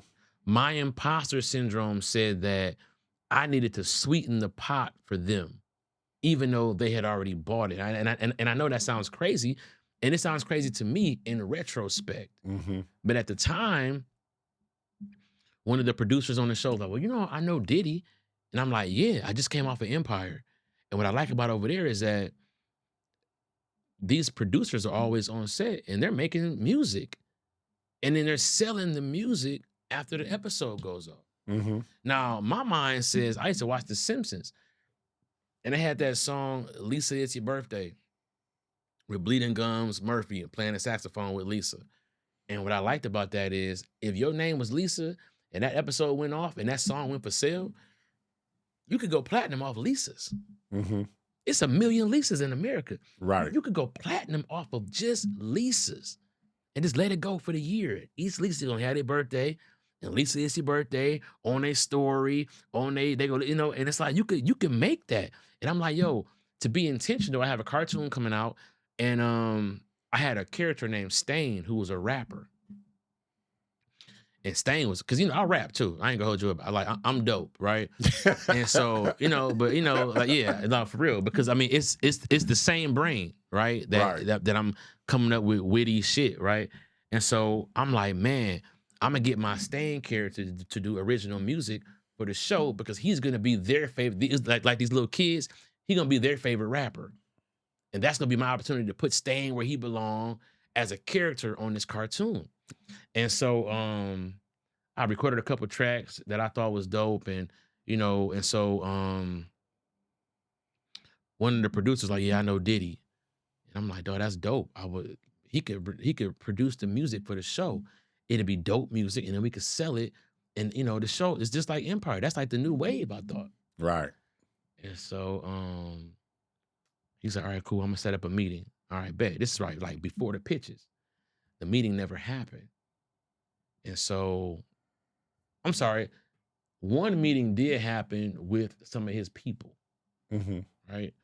And we get to this meeting. It's this white girl named Sarah who's to work with Diddy, and then it's a girl named Pang or something like that. She wound up being the Asian girl from Guardians of the Galaxy that had the little things on her head. Yeah, and it's just like her first week in Hollywood, right? We all at a table. And so we all just kicking it. Sarah is the main one talking. Pang is like with her. Like they just kicking it. Like she just hanging out with her, I guess. That's her friend or whatever. And Sarah's like grilling me. Like, where you from? What you do? Da-da-da. Okay, cool.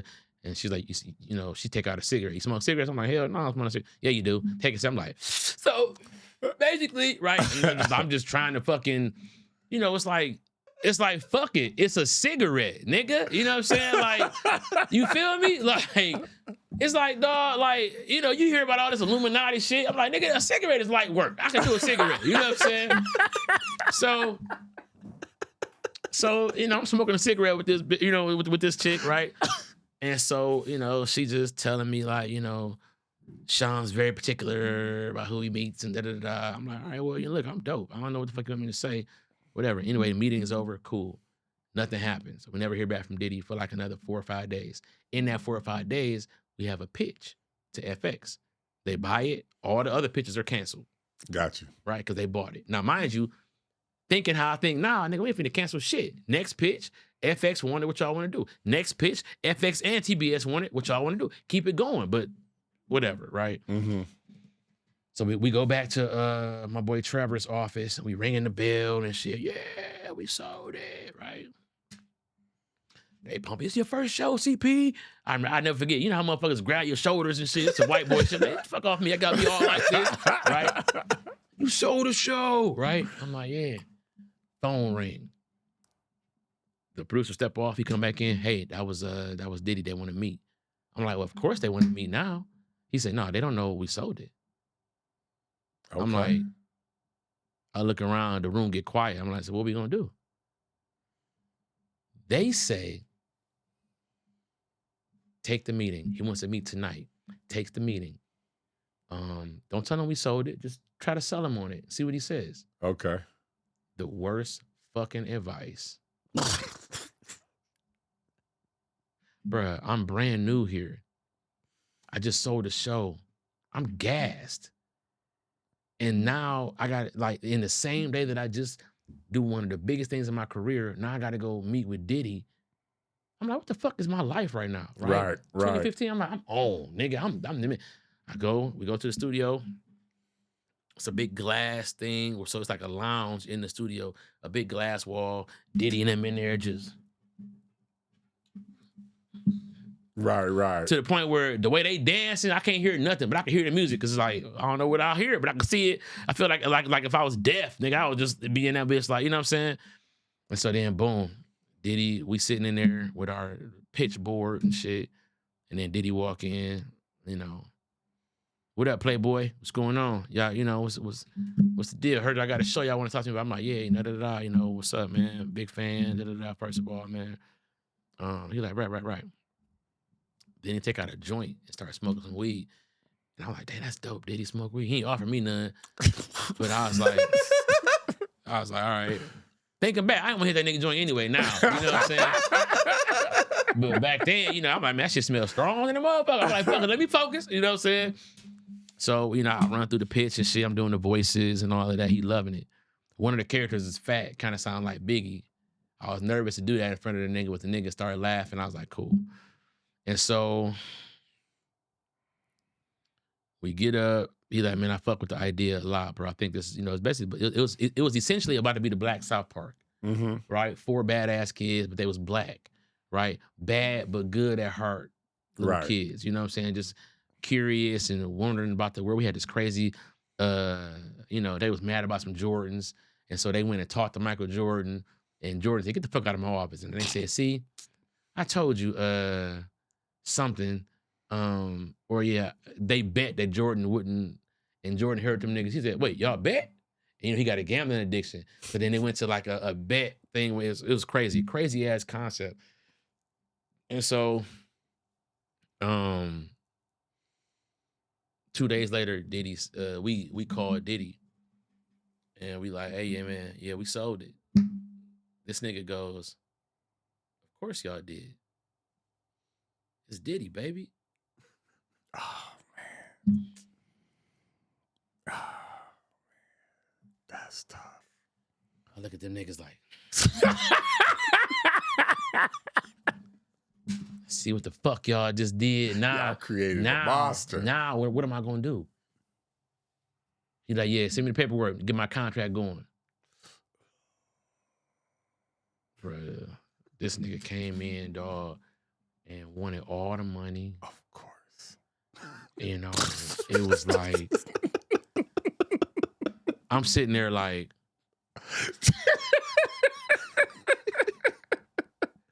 and FX is pissed. I bet. Because they're like, wait, who's a producer now? I was like,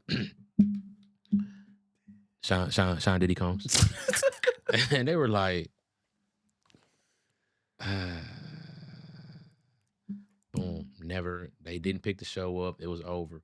They paid niggas for the script that they agreed to buy. And they was like, bye. No movement after that. No movement, bro. And it was a lesson learned. But I didn't know, bro. I'm just getting out here. And if in 2015, Diddy was the man. Yeah. You know I think probably the price went up, right? Maybe. I don't know. Oh, you don't even know what happened. It didn't go up for me. Nigga, the price was, nigga, they took from, you know, it's like every show is a lot in amount of money. The producer pot and all of that. Nigga, that nigga sliced that shit up like a pizza. Nigga gave niggas a couple pepperonis and said, get the fuck on. Did he get paid? Yes, he got paid. You know what I'm saying? We got a little bit of something, but it wasn't what you know what I'm saying? It was, right. Yeah, it was embarrassing. I had to go tell my family, like, so what happened was, I swear to God, I sold it. And they looking at me like, get a job. Get a fucking, look at yourself. And I'm like, look at yourself. I'm like, I can explain. Listen, you know what I'm saying? It's like, dog, that shit was terrible. That shit was that was a bad time in my life. I was like, what the fuck did I just do? It was a lesson though. Yeah, absolutely. It was a lesson. It probably gonna help you. Well, it may have already helped you in the future, you know, for the present. But now I'm a lot more savvy, man. Like, you know, now shit is a little different. Was Diddy thankful? Nah, man, I'm gonna tell you, man. So during this time, Manny Pacquiao and Floyd Mayweather fight, right? Me and my homies go out to Vegas and shit. And, you know, the news and drop, because, you know, Detroit, it was all over the Deadline and the radio. They talk, CP got a show with Diddy. That's all niggas said. Not Diddy came and hostile take over a CP show. And so I'm like, they like, yeah, man, since you got the show with Diddy, see if you can get us into that Diddy party. I'm like, nigga, I don't know this nigga. Right. I don't got the nigga number or nothing, bro. So it was like, this shit kind of whack, bro. Like, I don't know this nigga. He's taking all day with the contract. They negotiated his shit for so long, like before we can even kick off.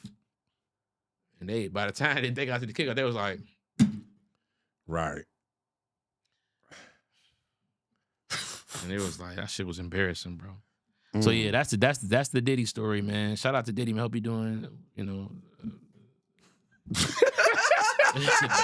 You know what I'm saying? Like, you know, shout out to him, man. I ain't got no smoke for him, but that shit was a lesson learned, man. And to Diddy's credit, that wasn't his fault. Like, it was presented to him in a way that he could take it how he wanted to interpret it, and that's how he wanted to interpret it. I'm not mad at him. It's just I was giving some very, very bad advice.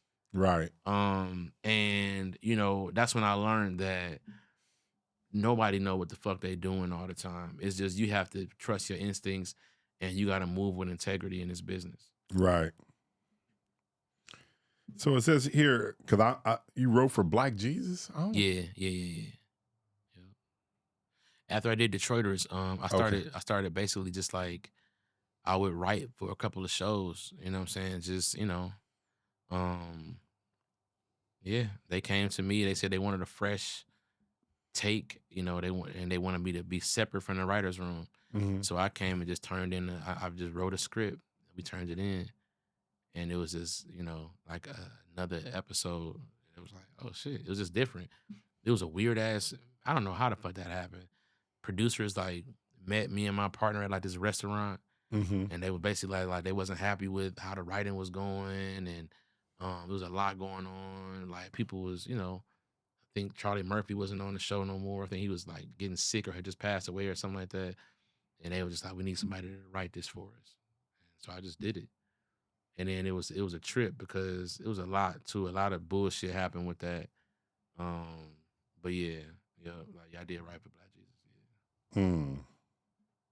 Shout out to Aaron Magruder though. I ain't got nothing but great things to say about Aaron. He's a cool dude, man. Shout out to Slink and John Witherspoon. You know, that's dope.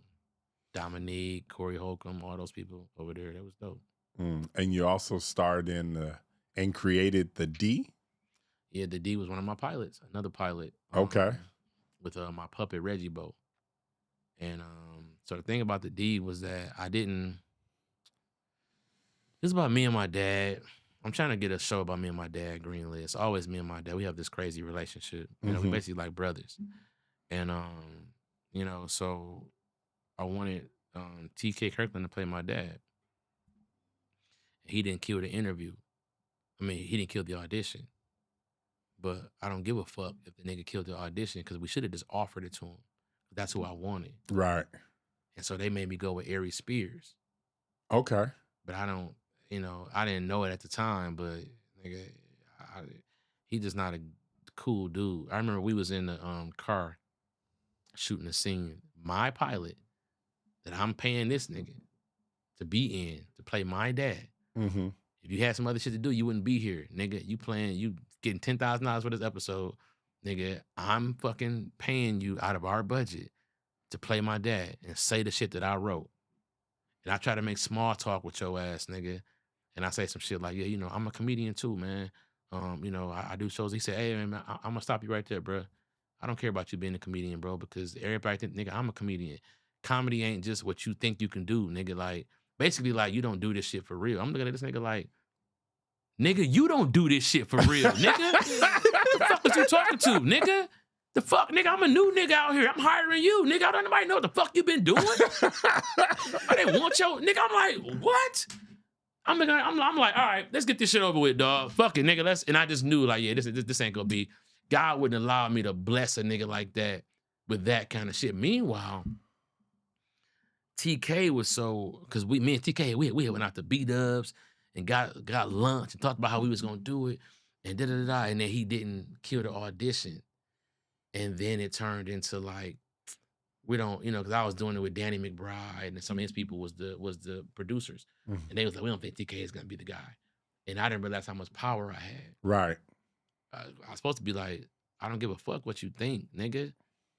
This is who I have doing it. Right. Mind you, you have to grow up in this business. Like, we all start off as kids because you got to learn what the fuck it is and how to go. Nigga, once you realize, like, nigga, I'm trying to put money in your pocket. Nigga, if this shit goes, then you get, nigga, shut up. Nigga, this is my life. Nigga, we telling my life story. This ain't fucking Eastbound and whatever the fuck, nigga. This is my shit. And so the director that I wanted to hire a hero that worked with Donald Glover. But he was too busy. But I wanted that look.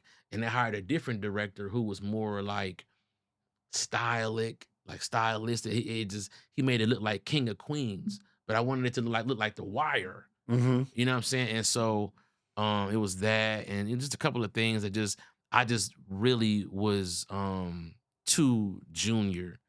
And I think that that's been like my problem my whole career. Like it's a theme. Like I said with that commercial, it's like, man, like I didn't know how to take the respect that I had earned for the spot. Right. Because a lot of these cameramen and these grips and these people are just, they all in their 40s and 50s and you got to be like, hey, everybody, shut the fuck up when I say something. I swear to God, bro. Like, hey, if I'm like, and you don't got to be an asshole about it, but it's like, nigga, when I say do this, I'm the boss, nigga. Right. Like, I'm not happy, you know what I'm saying? But you don't know that, what you don't know. And they not going to just tell you, hey, man, you got to boss us around a little bit. Like, you can't, you have to know. Mm-hmm. And when you don't know, nigga, it can be however they fucking decide it's going to be.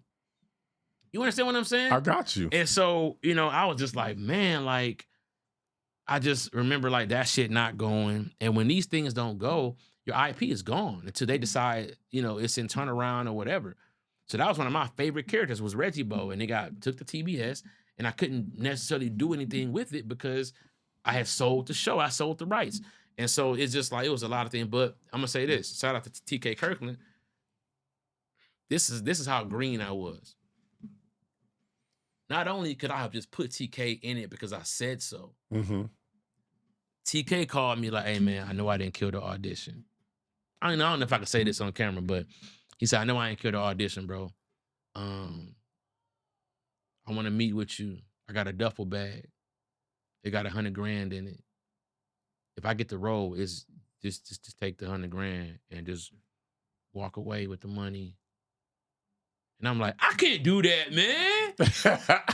Come on. And I'm like, nigga, what the fuck? You ever like get hungry and think about all the food you didn't eat? When you right. I mean, I could have had that fucking $100,000. Like, nigga, it didn't even matter. You know what I'm saying? But I didn't know what I didn't know. And TK knew. Like, nigga, this is up to you, not up to them. I said, no, man, I didn't know, dog. Mm-hmm. I had, you know, and it's like, I didn't have nobody training me in this shit. I was the nigga with the ideas. I was the nigga with the money, basically, because the ideas is the money, nigga. Right.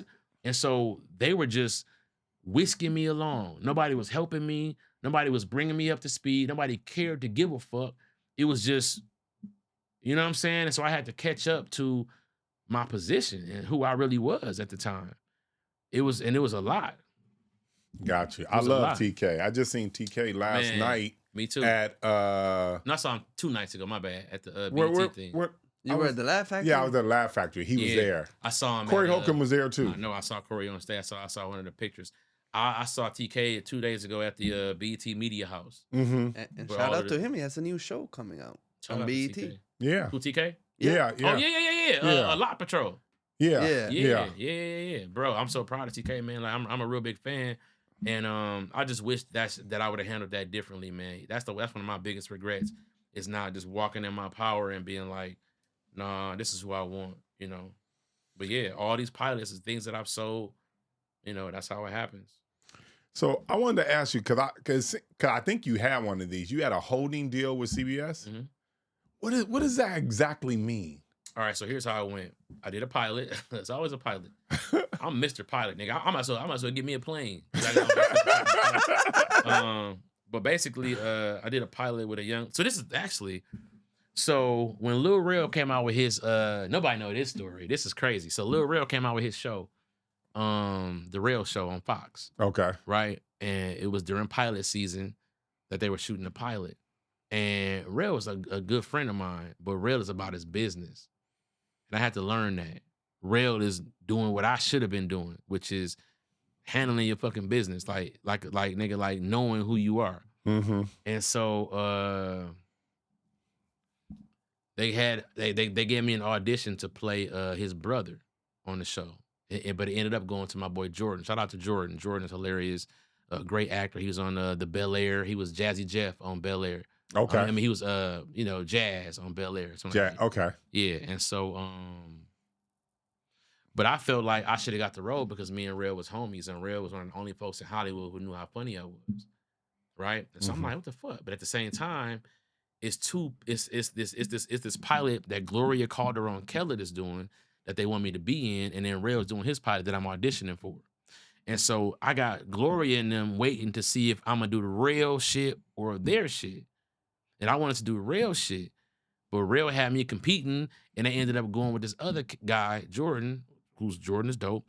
So then I went and do Gloria's shit, right? Gloria Calderon, which is a great pilot. And so what happened was it was the best thing that could have happened to me because his show ended up going, her show didn't get picked up. And her show didn't get picked up because they didn't like some of the people in the cast who were like big players in the cast. They just didn't test well. But I, who was out of nowhere, who was this guy? Tested through the roof. And so it was a CBS pilot. And so as that goes away, CBS is like, hey, bring us my man, though, who went crazy in that pilot. And so I go to CBS, like, what's up? They like, man, we want to work with you. What's that going to take?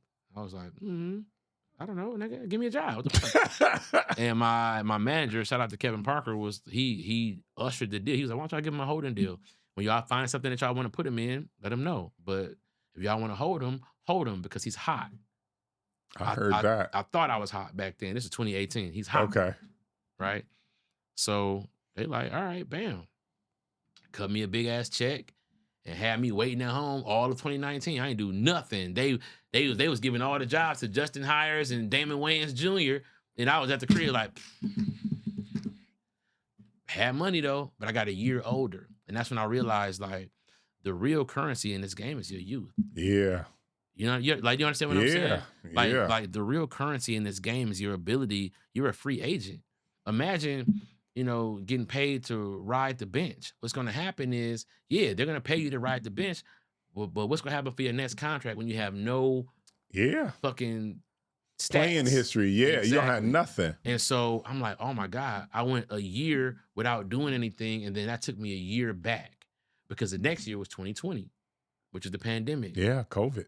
And so it was like I had money. My bills was paid all through the pandemic. But it was like, nobody, I just lost 2 years of my whole career. And so, that's how that went. But I mean, shout out to CBS though, because I appreciate that little check. And it wasn't no little check, but I appreciate them believing in me because, you bring one of them home to your wife, set that bitch down. I don't know if you saw that, but 6 figures. I don't know if you. I would like something to eat, please. Thank you. You know what I'm saying? Like, I appreciate that, man, for real. Man, God, you wrote a bunch of pilots. Yeah, I did, bro. Like I told you, and people don't understand. Like that's the hustle. Like that's like pilots is like real estate to me. It's like flipping houses. One of them will be your show, and you'll get to live in that. But for the most part, you build a house, sell it, and keep it moving, right? And you're gonna get you about 80, 90 racks from a script. That's enough. People make, I'll sell one show and then tour, and I'm up 6 figures for the year. Yeah. You know what I'm saying? Versus, God forbid, I act in one. Now we talking. You know what I'm saying? Now we really, what y'all want to do? Y'all want a steak or what? Yeah! You know what I'm saying? Daddy! You know what I'm saying? Y'all want some ribs? You know what I'm saying? And then them same kids come to you when you broke. Sit down somewhere! Y'all want to eat out all the time! You know what I'm saying? Meanwhile, I'm hungry as fuck. But, you know what I'm saying? Like, that's the game. So did you write also Love Life? No. But you starred in it. So what happened with Love Life was my grandfather passed away during the pandemic, right? And I went through this thing, man. I was just, I was really hurt. I mean, he was like a father figure to me in addition to my dad my whole life.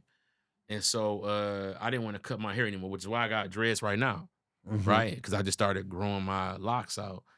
And, the pandemic just had us feeling like the world was over. I was like, nigga, fuck acting. Nigga, I'm not finna be clean cut. I'm growing my hair out, and I'm not giving a fuck. And then Love Life called. And I'm like, fuck, I got all these braids and shit, and this fucking white ass show is calling me. But it wasn't a white ass show.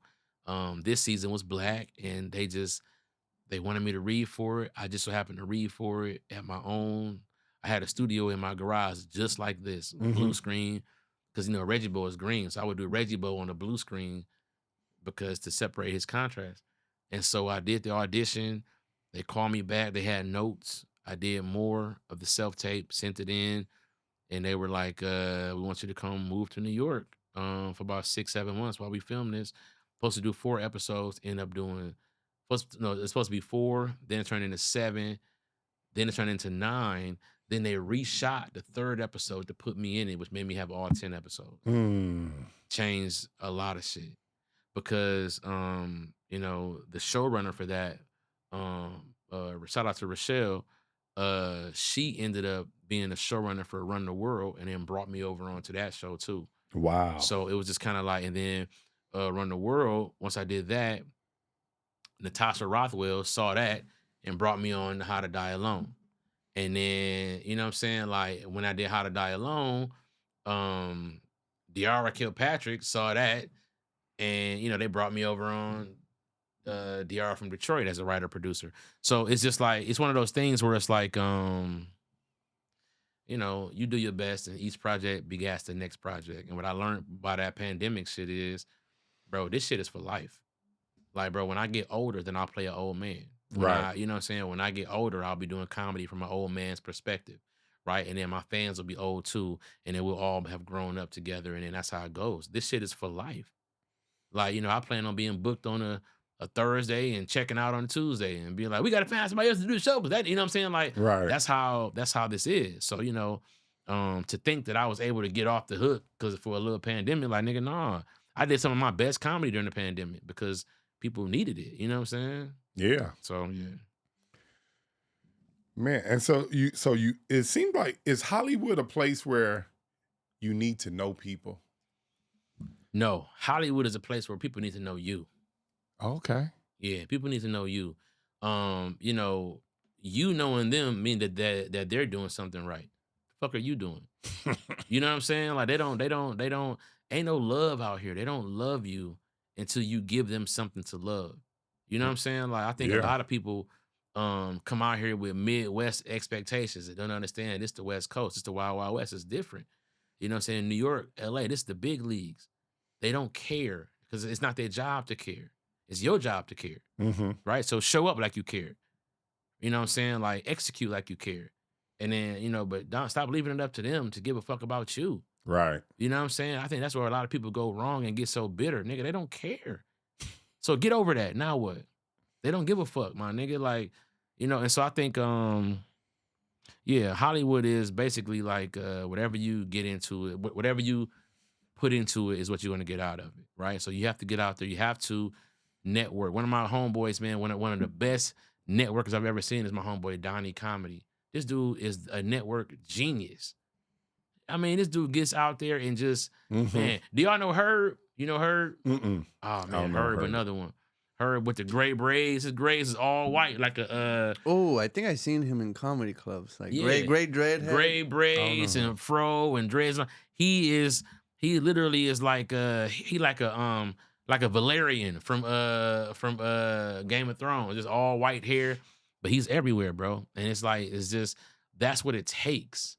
Like Hollywood is, you know, that's the work of it. The work of it is, you know, like they got to know you. So you got to show up, show out at the show. Right. You got to be there. They have to know you. You knowing them is like, duh, nigga, that's Hollywood. Everybody know Tom Cruise. You know what I'm saying? Everybody know Jamie Foxx and shit. Like, nigga, don't nobody know you. That's the problem. Okay, so we know you have a special, or you put out a special called Sunday After 6. Yeah. How did that go? How did it even come about? Man, I've had that special in my mind for about 13 years. Okay. I knew that was going to be my first special, period. Like, the name came to me in, like, 2011, some shit like that. And I just knew that was going to be it. And so we filmed it in 2023 and put it out in 2025.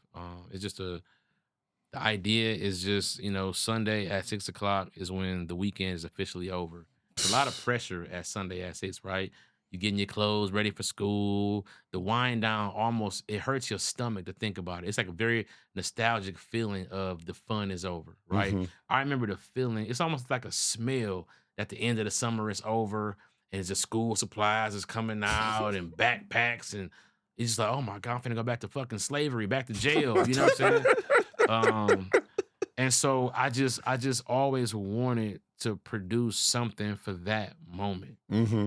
a comedy special that's like, yeah, tomorrow is Monday, but right now CP got his special coming out on this Sunday and it's 6 o'clock and we're gonna watch this and we're gonna laugh and just extend the weekend and extend, you know, your you time for a minute. Mm-hmm. You know what I'm saying? So that's where that, you know, and the material, I've been building it for a while, but the name is what I've had for a long time.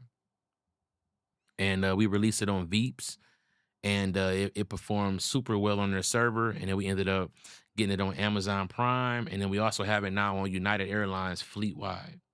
So if you if you fly United, you can watch it. Try to get it on Spirit, but they're like, nigga, we don't have TV. And then they email me back. You want to buy Spirit? I said, nigga, no, man, get away. I'm trying to buy this special.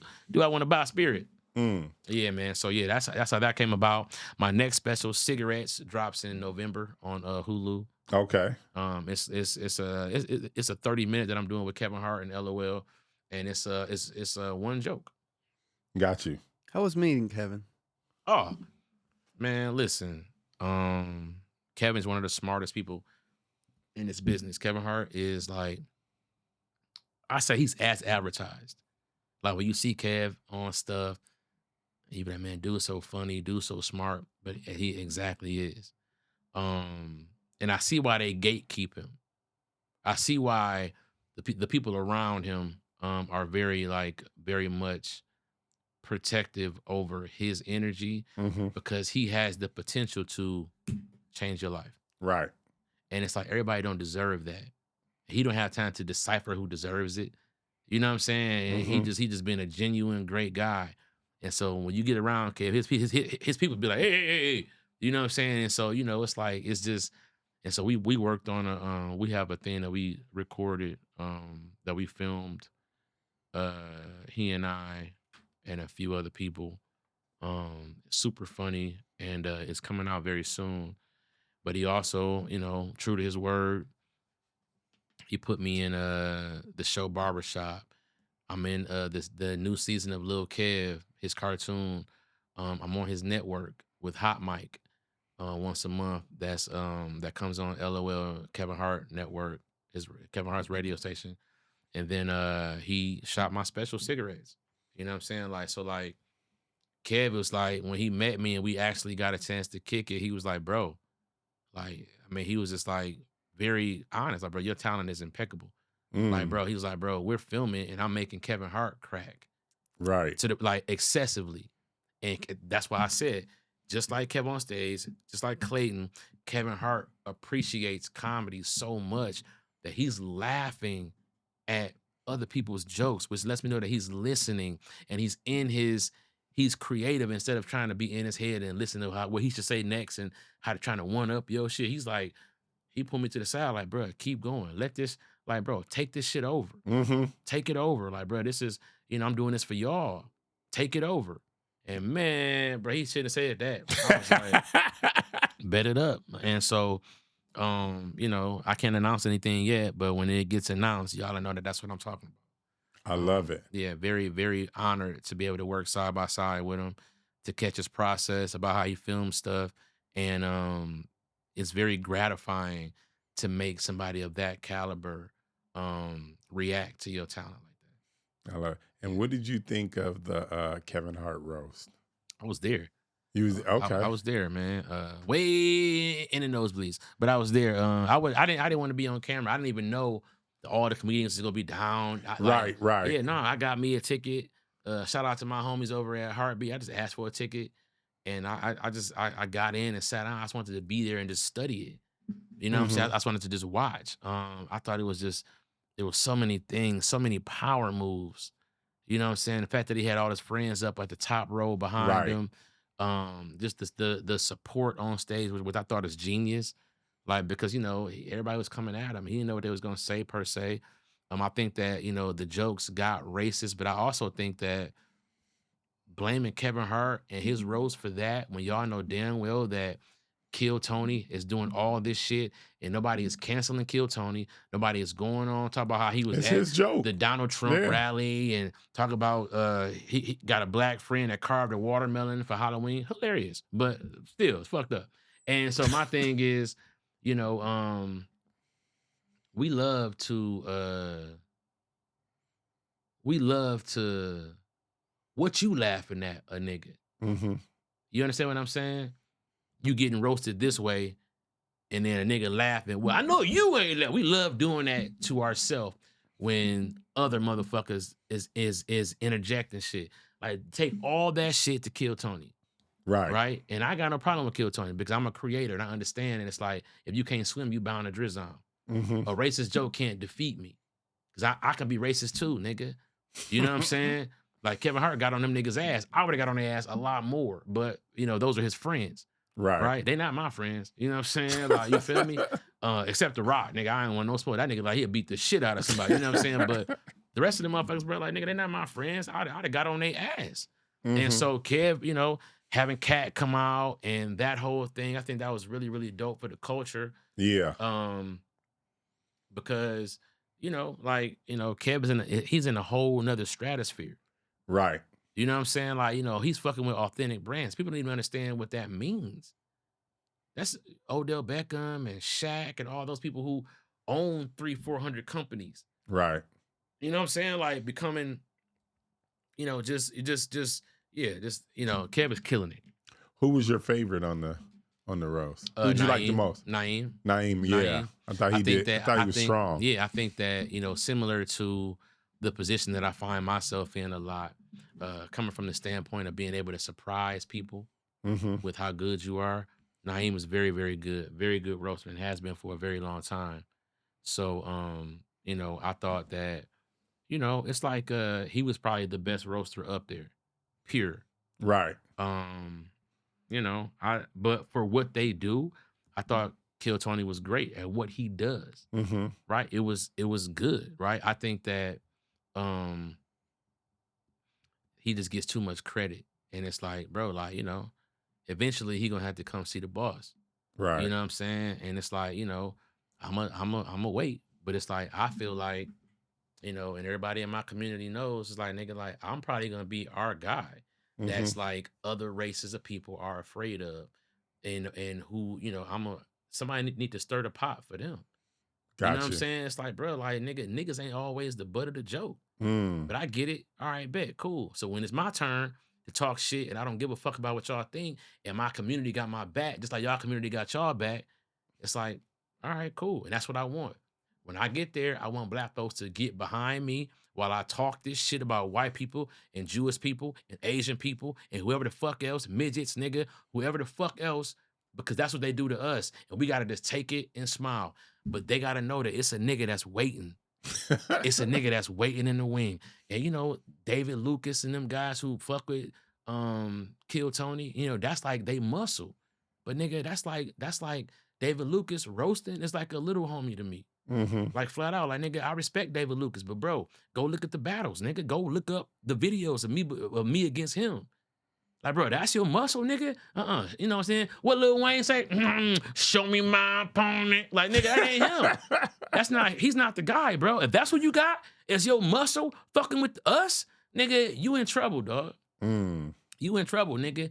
Just hit the east side of a KFC. You know what I'm saying? Like, nigga, that's your man's? Bet.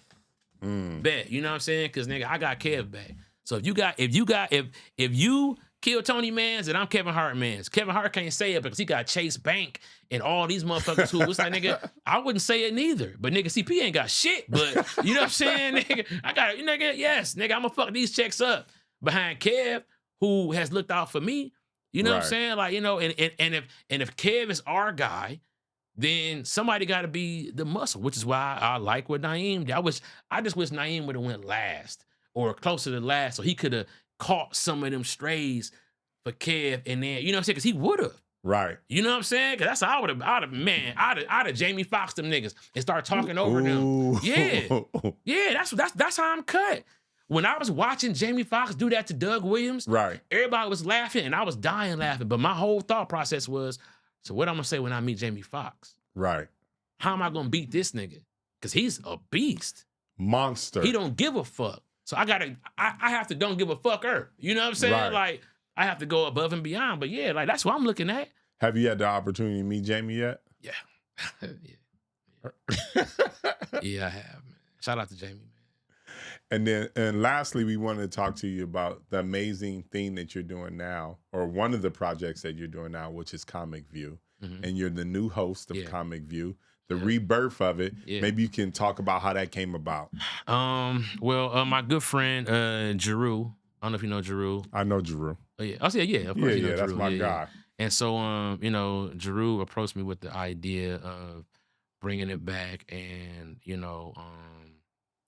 being the host. Now, to be honest, this was, for me, this was a passion thing, right? Like, this isn't just a job for me. This is like it's almost scary how much I invested my life into watching ComicView and how important it is to me. You know what I'm saying? So it's like, yeah, man, it's like, it's a dream come true that I didn't even know to dream, if that makes sense to you. You know what I'm saying? That's like, like who you think is a bad woman, like out cold, like Kelly Rowland or something like that? Kelly Rowland is beautiful, like beautiful, right? Young Halle Berry, a monster. Right, but Kelly Rowland right now, right? Yeah. Right. Now imagine she called me and asked me for your number. Cause she's like, you know who I want to fuck for real? and then it's you. And you like, wow. Like I didn't wake up today having this on my motherfucking bucket list, but of course, somewhere deep down in my in my wants and wishes, of course, that's how this feels. It's like, bro, it's like what? It's like Kelly Rowland, Halle Berry calling you like, hey, listen, I've been wanting to fuck for a long time. And I know this is you like you like me? You know what I'm saying? And so like, it's just like, yeah, like I didn't know to dream this. Right. But it's like, it's such an honor. And I keep smiling thinking about it.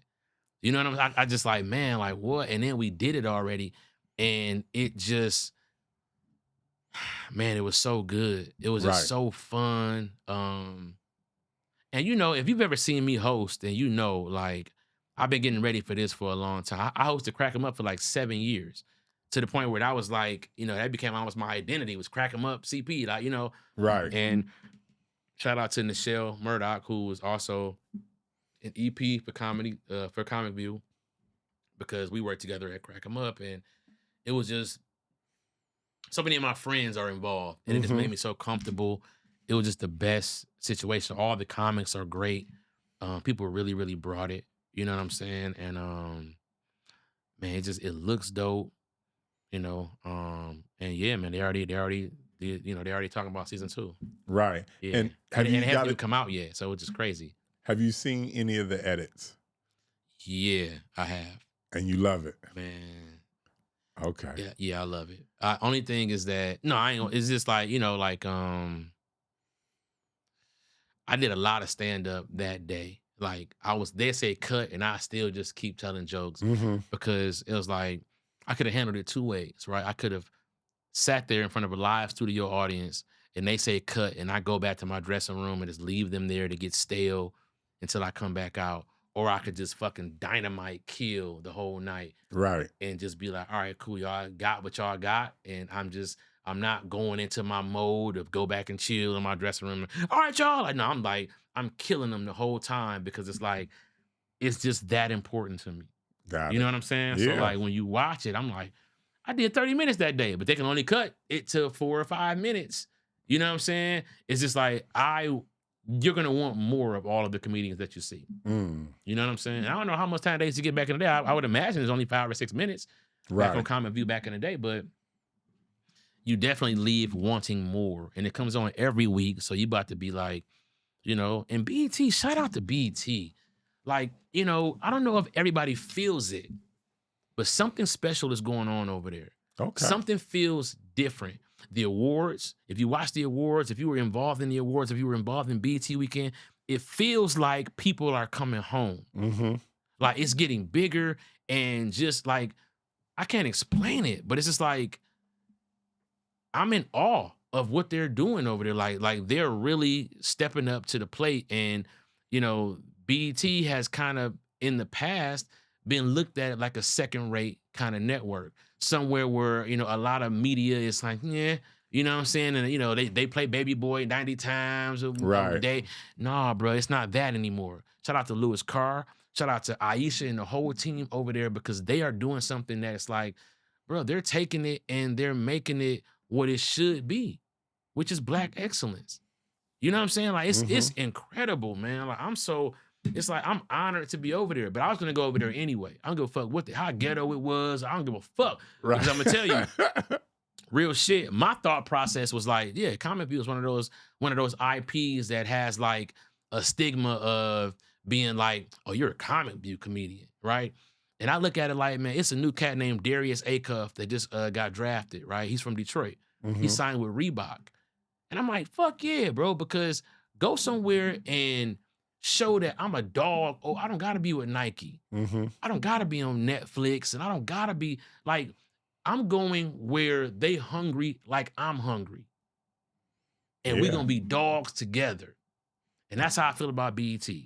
And then I get over there and I'm saying, oh, y'all was thinking how I was thinking, because y'all over here eating the right way. Like, bro, they killing it, man.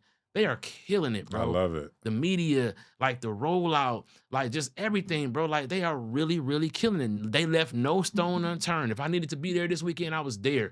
Front row, second row, whatever. Like, I was there. I was included and I was a part of it. And I was happy to be a part of it because of how dope it was.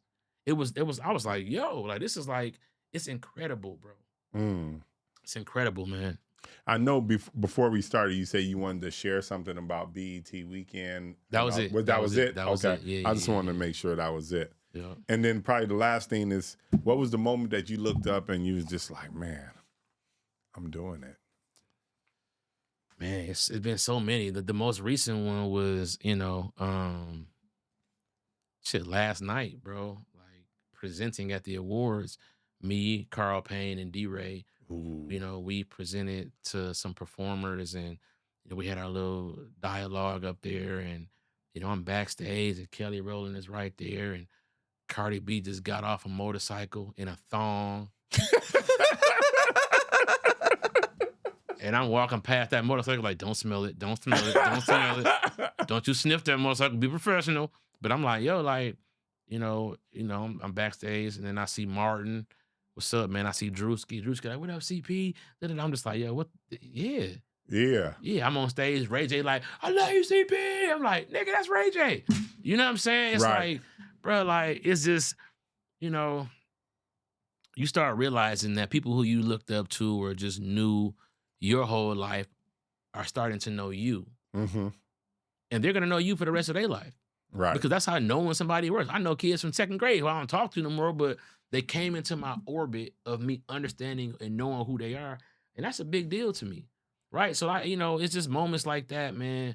I remember walking the red carpet on Love Life, and Janet Hubert from the first Fresh Prince, the first mom, is right there. And, you know, I'm on set for DR from Detroit, and Felicia Rashad is like, you are so funny, boy. And it was like, you are Felicia Rashad. Right.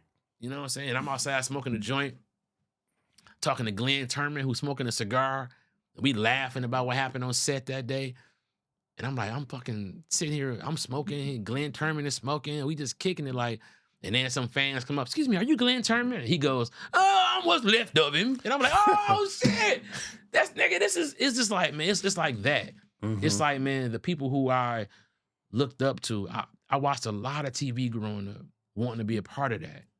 You know what I'm saying? And I think the fear was always like, I can't wait till I get there. What if they all are not there when I get there? And it's a bunch of, you know, it's like, you never know. And it's like, man, it's just, those are the moments, man, where it's like, you know, of course the money is cool, and, you know, being able to buy dope shit, you know what I'm saying? I remember when I was on Love Life, I was making so much money. God damn. I'm talking about, like, one time I asked them, like, hey, are y'all paying me this much on purpose? And they was like, you know what they said? I was cold as hell. Shout out to my guy. I think it was Danny Magnetti said, yeah, we want to make a lot of money, so we got to pay you a lot of money so that we can make a lot of money. And I was like, well, goddamn it, let's eat. You know what I'm saying? Like, but I remember I left Love Life, and I'm up because I'm making all this money every week, but I'm never spending it because I'm working. Right. And all the food is free on set, and you know what I'm saying. So I leave. I got like a few $100,000 in my account, and I'm on my flight, and I need a car. I haven't shopped for a car. I need to buy a car. And so I remember I'm in Delta One, about to lay my seat back, but we got to take off. And they say it's gonna be about another 15 more minutes till we take off because there's a couple planes in front of us. The weather was a little fucked. You know, leaving New York gonna rain every 2 days. So I'm like, fuck. All right, I'm sitting in my seat, looking out the window, get my phone, go to Tesla.com, scrolling the inventory. Oh, this one's sweet. This black one's sweet. Click it, bam. Type my name in, click it. It's like 80,000. And they take Apple Pay.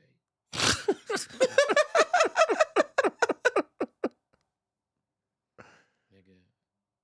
And I'm like, I'm not allowed to do that. My wife is gonna kill me. And I'm like, nigga. Click, face, ka-cha, purchased. Text my wife, hey, I just bought a car. I'm about to take off. Put my phone down, go to sleep. I land. She's like, what? You did what? Nigga, land. My shit is in Marina Del Rey. I'm in Long Beach. Go to Marina Del Rey. My shit's sitting there with my name in the windshield. 2 keys on the inside. And I go in there and sign the registration and shit. To the crib. I'm like, oh, this is crazy. I've never did no shit like this. Ever. I'm like, well, I just bought my dream car because the fucking plane was taking 15 minutes to take off. Right. And, you know, my wife was like, I like, yeah, I know. Let's go to Mercedes. You know what I'm saying? Let's go ahead and go to Mercedes, get you something too, baby girl. But I mean, it was like you couldn't tell me shit. Right.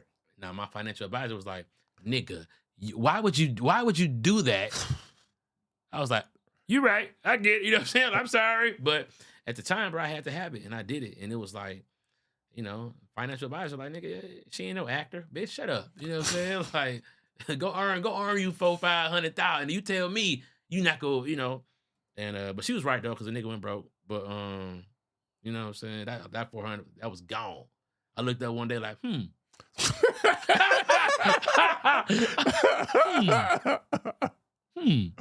I knew I bought some shoes. You know what I'm saying? But, you know, yeah, man, like, those be the moments where you like, man, this shit is paying off. Right. I remember motherfuckers telling me to get a job. Now, I just spent a job on a car and went to sleep. Right. You know what I'm saying? Yeah. That's woo! You know what I'm saying? Catch the Holy Ghost. Shonda got a Honda from Rhonda. Man, thank you for visiting the pod, man. We appreciate you. I appreciate y'all, man. Finally on the TFU Podcast, man. Absolutely, man. And you killed it. I'm going to see all these clips. I'm going to be like, why did I say that shit? Love it, man.